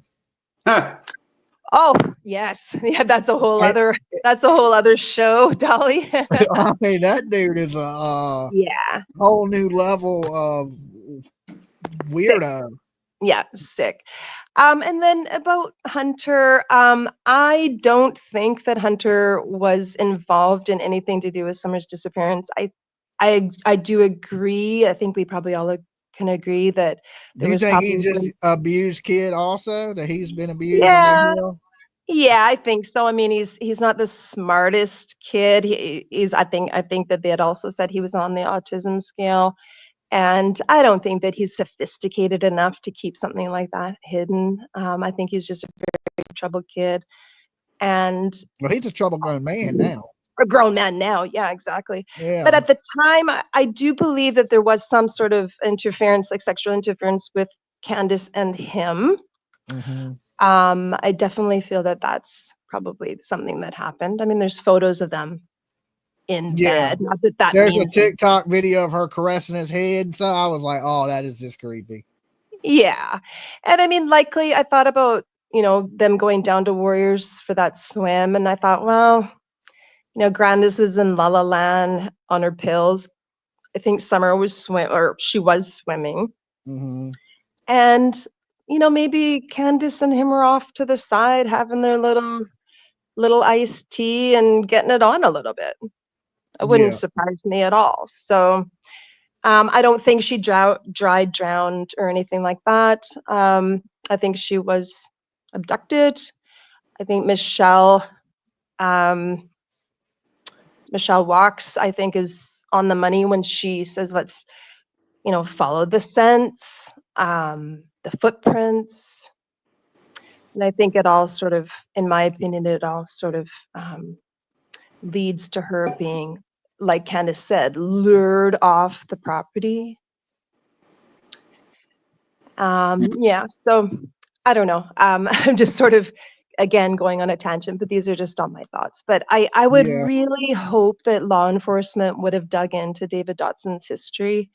I would hope that had been taken care of, but like I said on the lab the other night, and I asked Chris this specifically, I said, when you go on to a property like that in these situations, it would be hard not to stereotype, to just assume, like, look at this place.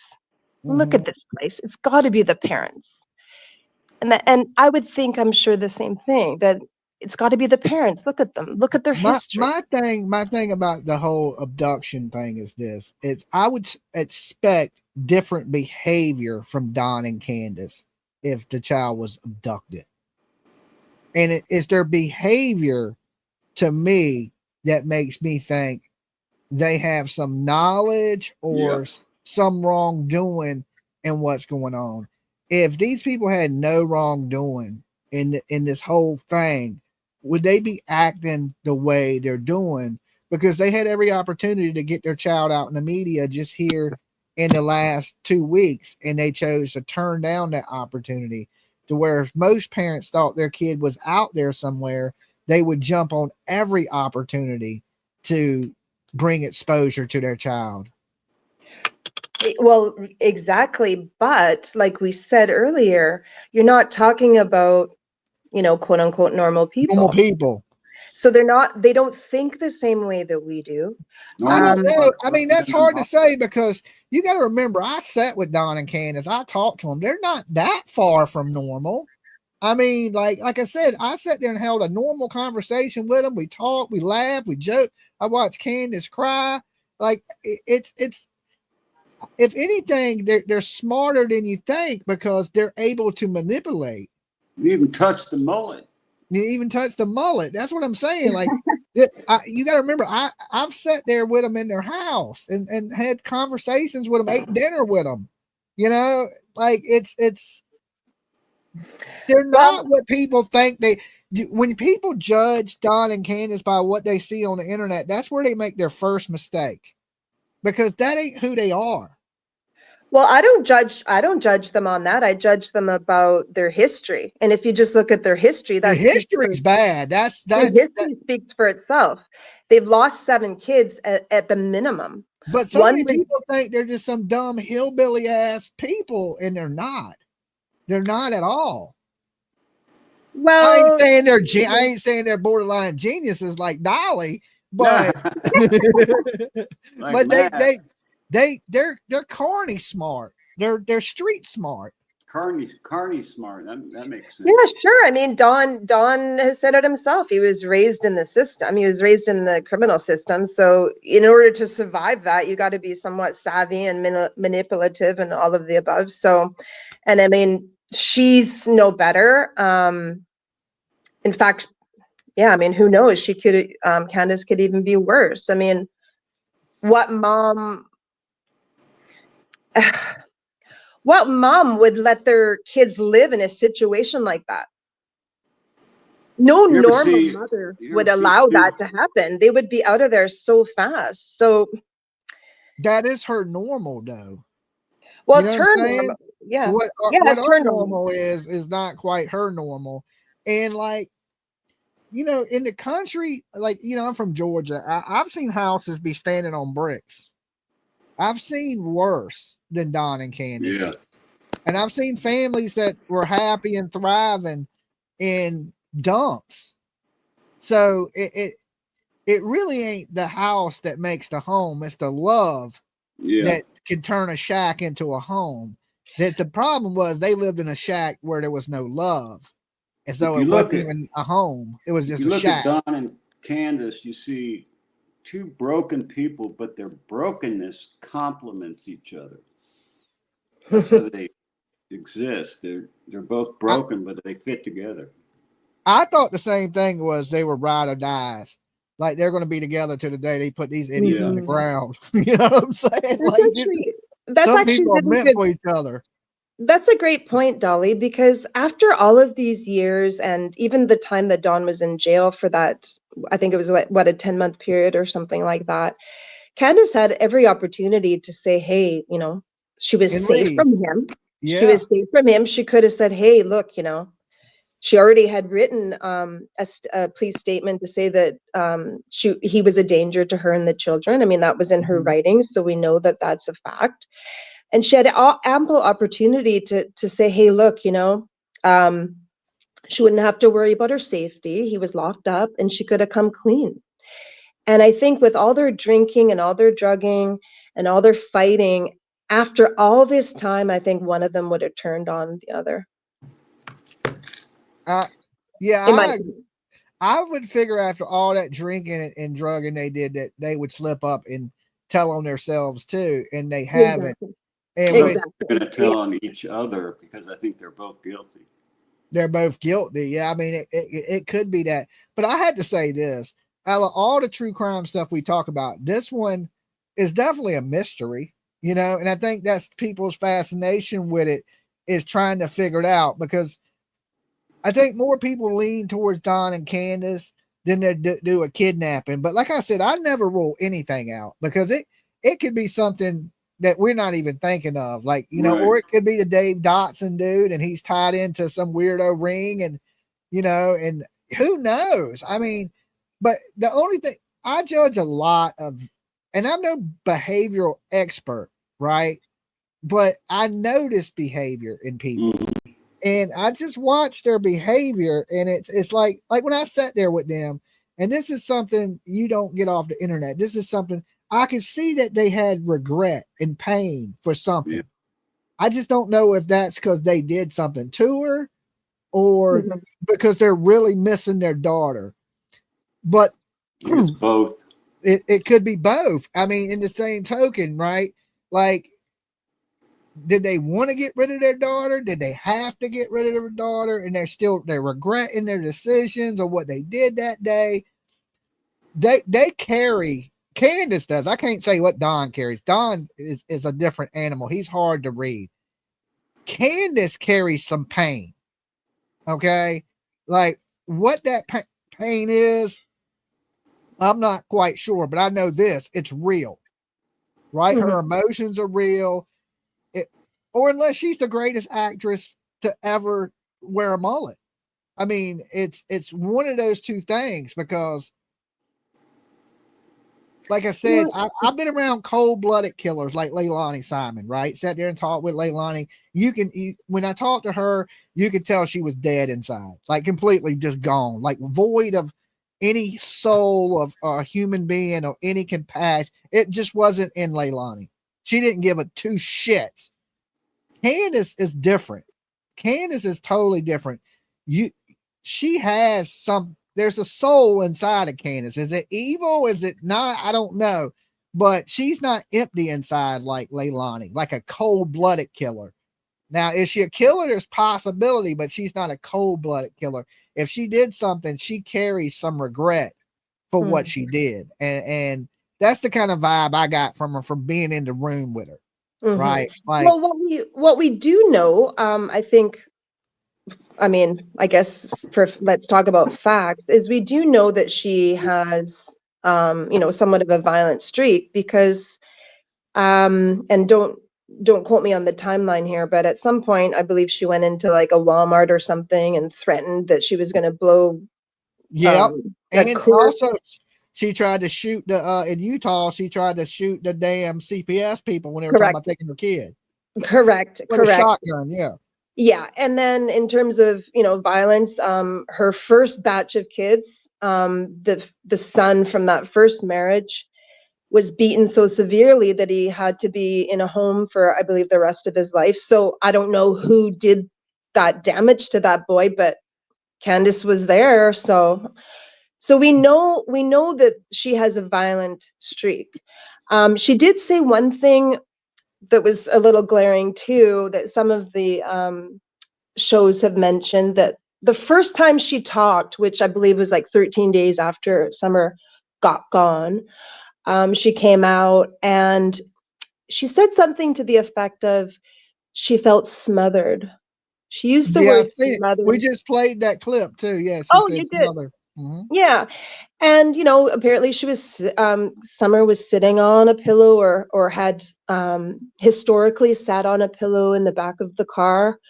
Read into that what you will. I think that was probably more towards not being properly potty trained, in my opinion, or worse. We won't go there. But anyways, put two and two together, smothered, and then where's this mystery pillow? So that always was a little bit of a jarring piece of little info there too. Yeah. So I think if you put all these little pieces together, it's pretty clear that she had a violent streak. And then when the other gal, Hunter's mom's friend, said that Candace would make the kids lie on hot pavement. Yeah. And which is extremely barbaric and mean and cruel. So we know, I mean, again, we have enough evidence, I think, to say that we could clearly say she had a violent streak.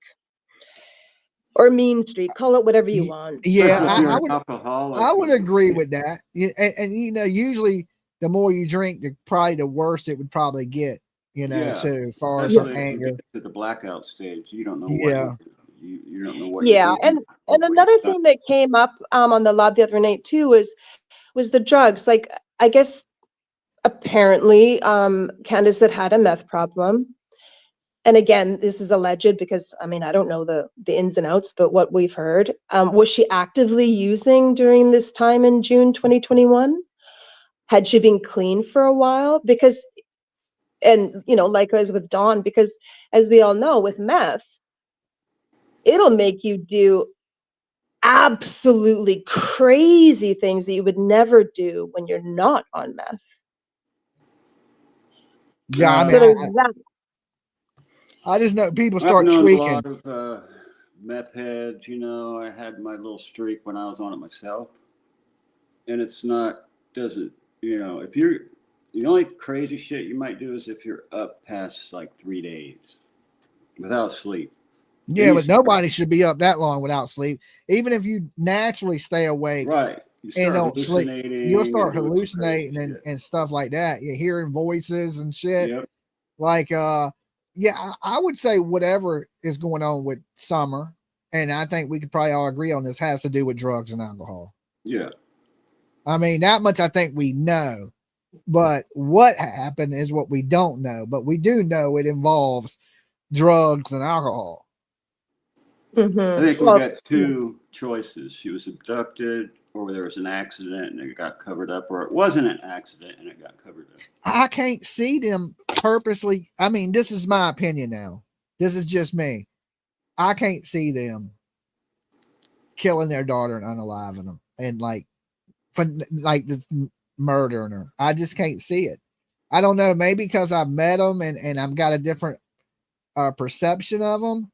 Maybe it's skewed, or maybe but I've always thought from the very beginning some type of accident, and I just believe that they were under the influence and they didn't want to get in trouble, so they chose to cover it up because of neglect, right? I believe whatever led to her death is neglectful, and they thought, hell, we're going to get in trouble, and they chose you. At that point, you only got two choices: do the right thing or do the wrong thing, and they chose the wrong thing.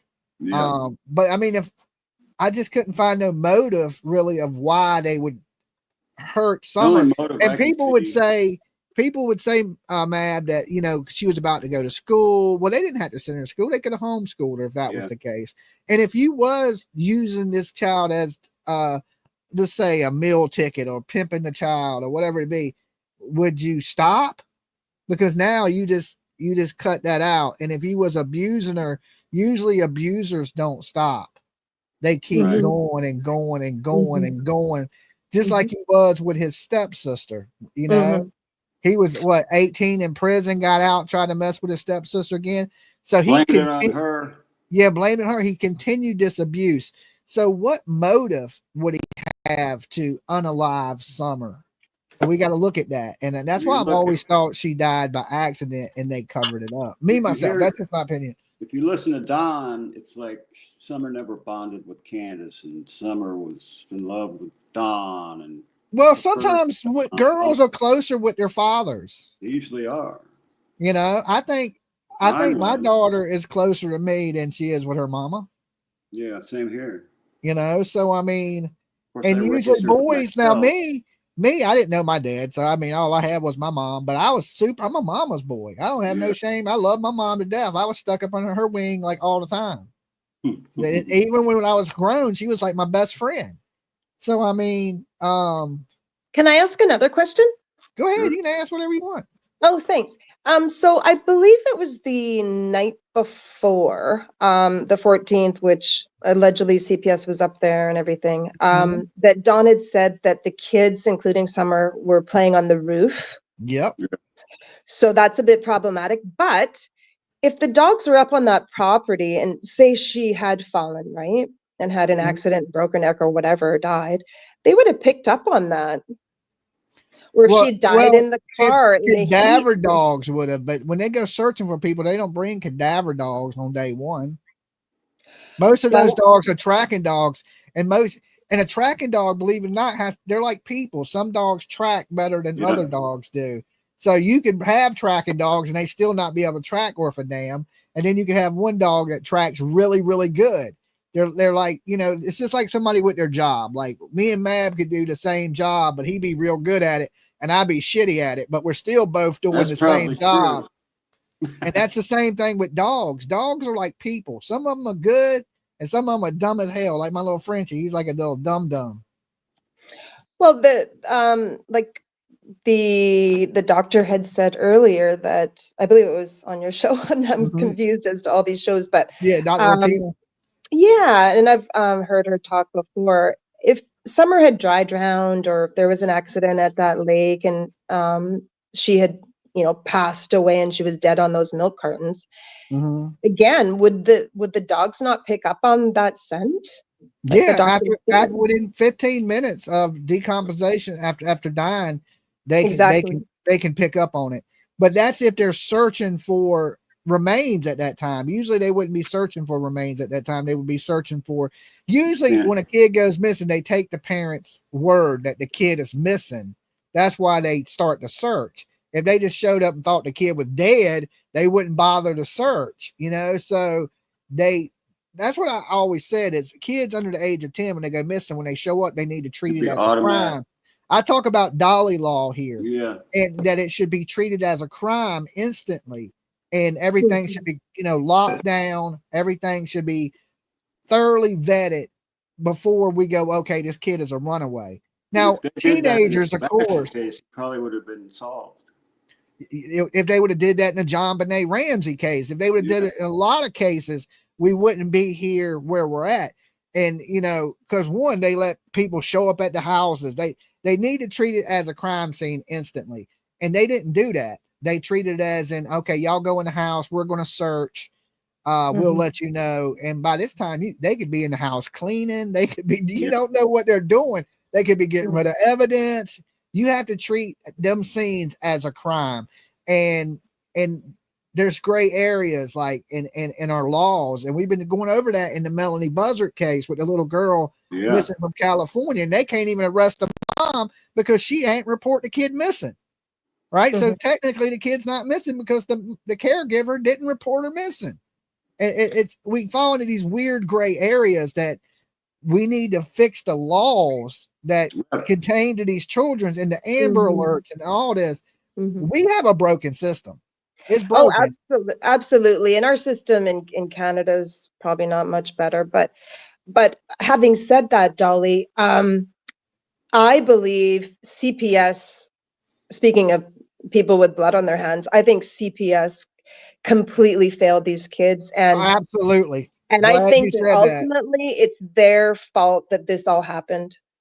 It could have something to do with it. It's weird because we look at cases like this where CPS has been involved and kids go missing. Listen, Summer Wells, CPS involved, missing. Sebastian Rogers, CPS involved, missing. Harmony Montgomery, CPS involved, missing. Jack and Lily, CPS involved. And that's in your country. Canada, missing. You know what I'm saying? So all these kids, they've been failed all the way around by the people that's supposed to care for them and love for them in the system that's put there to protect them has failed these children. For a kid to go missing, there has to be all kind of failures in place for it to actually happen. In my view, if you're involved with CPS, you should be charged with child endangerment or neglect or something because you wouldn't be involved with CPS if you hadn't committed a crime.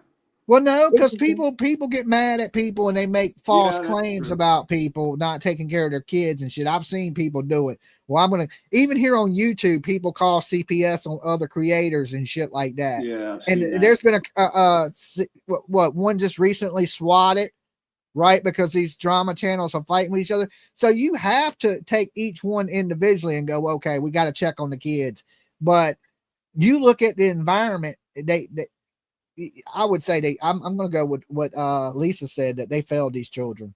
Oh, absolutely. They failed lots of kids. They fail a lot of kids, but I mean, come on, it doesn't take a rocket scientist to look at the history of this and look at the way that they were living. And you know, if it walks like a duck and talks like a duck, it's a duck, and they failed them. And I get that you know, there's budgets, and I think that perhaps money does play a big role in this. Like there had been quite a few years where it seemed like this case kind of maybe didn't necessarily go cold per se, but maybe the money dried up. Maybe they had to wait for more money to come in for their next fiscal year to have a budget to actually get out and search again. So I think money does play a big role in this.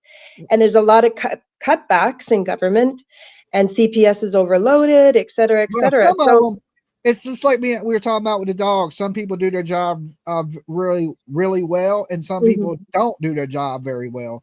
And I think in a situation we fall in, and I'm going to use this as Harmony Montgomery, and we know tragically what happened to Harmony. That guy actually pulled up, seen the little girl with a black eye, get in the car with her dad. He never even approached them to talk to him. Never got out of the damn car. Never got out of his car. He's a mailman now. He don't even deserve to be a fucking mailman. No. But the thing is some people do their job good. They would have been out in that car. They would have been talking to him. They would have separated him, asked that little girl, is she okay? If she would have been bruises on her, they would have notified the authorities. They would have taken her. But this guy didn't care enough to get out of his car. The people that walked up on that house and thought that was a good place for a kid to live, I guarantee you this, they don't live in those conditions. Exactly. So exactly. And that's actually a good point too, that people need to maybe remind themselves that if you see something, say something. I think people are so scared to mind their own business and not get involved. But if you see something, it's your obligation. It's your societal obligation to report it and just say, hey, you know what, something doesn't look odd, can you just double check it and make sure, so that we can have a clear conscience. So we all have to hold some responsibility. And I know here, living in Vancouver, it's obviously a huge city, and I see things all the time. And occasionally I'll see things that don't look right, and I will report it. Do you remember when Don said they took the boys for their protection? Yes, to Utah? No, the social services took the boys for their protection. Who were they protecting them from? Them, is what I believe. They took the boys because there was no threat. They took the boys for their protection from who? Well, Dawn likes to blame, if you notice, it was almost like victim blaming, like, oh, the boys were, playing with their air guns and they were supposed to be watching her. No, they shouldn't have. They should have been watching the kids. And I thought the same thing, that these boys are going to live with this trauma, thinking their sister gone is their fault their whole damn life, when really it's Candace's fault that them kids are gone, not them boys. And them boys probably living with that regret right now as we speak, thinking Summer being gone is their fault, and they're the reason they got taken from their families. They don't realize it's the other way around. They shouldn't have had to been watching. Their mother should have been watching all of them. Yeah. And it's their fault, and it ain't these kids' fault. And what sucks is these kids, you've seen it in the interview where little Josie had his head down, he was looking at the ground thinking it was his fault that Summer was missing, when it ain't the kids' responsibility. It's Candace's responsibility. Rhonda Rodriguez, member for 20 months, murder mystery through a murder. Thank you guys. Thank you. Hey, look, I do got to get ready to wrap up because we do got to go get dinner, but I'm going to be back around 10:30 tonight, and we can continue, or you can join me some other time, Lisa, and we can chop it up some more. That would be great. I just wanted to also add that this one last comment that's barely ever mentioned. This was all during COVID, and I'm not quite sure how much that area was locked down. I know we were locked down heavily. And in the pictures during that course of those few years, you could see in Summer that her look really deteriorated, in my opinion. So there was no school, the kids were all around, and maybe that plays into it too, that there was a lot more pressure on that household. Routine was broken. Yeah. And so that could play into it too. And I just thought I'd throw that in. But anyways, thank you for listening to me. And I appreciate everything that you guys and the whole community does for Summer and all the kids. And let's just pray that we get some answers soon. All right, Lisa. Thanks for joining us. Thanks, Lisa. Bye-bye. All right, peace. Bye. All right, ma'am. We'll continue later tonight. About 10:30. I got to get dinner. I've been here 4 hours. I thought we would get into more things, but we've been going over Summer for like 4 hours. So I still got some stuff. Later on tonight, I'm going to go grind on my truck for a little bit. All right. You be good, man. Peace. All right. So yeah, I wanted to get into the Michael Monkey Vaughan stuff tonight. Congratulations to the person that got the hat. I got one more over there to give away later tonight. Thank you for being here with me. Like I said, I'll go over the Melodee Buzzard stuff tonight. We'll go over the Michael Vaughan stuff tonight. I do want to touch in more on the Sebastian Rogers stuff tonight. But I haven't eaten dinner yet. We went to breakfast. I ate some breakfast. The worst breakfast I ever had. And it was like $20. It was terrible. I'll tell you why. I'll share this with you because I share everything. So I get some scrambled eggs and cheese and biscuits and gravy. And I'm a weird person about my food touching. Is there anybody else? Maybe that's my autism. My daughter says I have. I don't like my food touching. Right? I'm just weird. I got like these weird food phobias. I don't like my food to touch. Like if I'm like one of those kids, my mom came and had the plate divider, this here, this here, this here, this here. And you kind of like, your food. I don't like my food to touch. I just don't. I'm fucking weird, right? So I ordered some biscuits and gravy and some scrambled eggs with cheese. And I'm going to, they bring me my scrambled eggs and it's in the gravy, right? I didn't ask for scrambled eggs and cheese and gravy. I just don't really gravy on my eggs. It's like, I don't know. Some people eat ketchup and shit on their eggs. I'm just funny about stuff like that. So it was like the biscuits and gravy. They poured gravy all over it, and then they just slapped my eggs right on top of it. And I was like, I'm looking at it, and I look at the waitress, and I'm like, why is my eggs in the gravy? And then PJ's like, oh, he'll be all right. You know what I'm saying? I'm sitting there looking at it. I'm thinking, this looks like she's like, oh, PJ's like, oh, it all goes to the same place anyway. Yeah, but it tastes different. It tastes different. Like, I don't want gravy on my eggs. Okay, I just don't. I mean, I wanted a piece, biscuit with some gravy on it, and I wanted my eggs over here, and two different tastes, two different kind of textures. You know what I'm saying? And breakfast was like $40. It was expensive as shit, and it was nasty. It was just nasty. And I told PJ, I was like, this is the worst breakfast I ever had. And she's like, oh, it ain't that bad. She didn't even eat her food. And I'm thinking, okay, this is terrible. This is absolutely terrible. So I'm actually kind of hungry. I did eat. I'm going to be honest. I was hungry, so I tried to just like tough it out.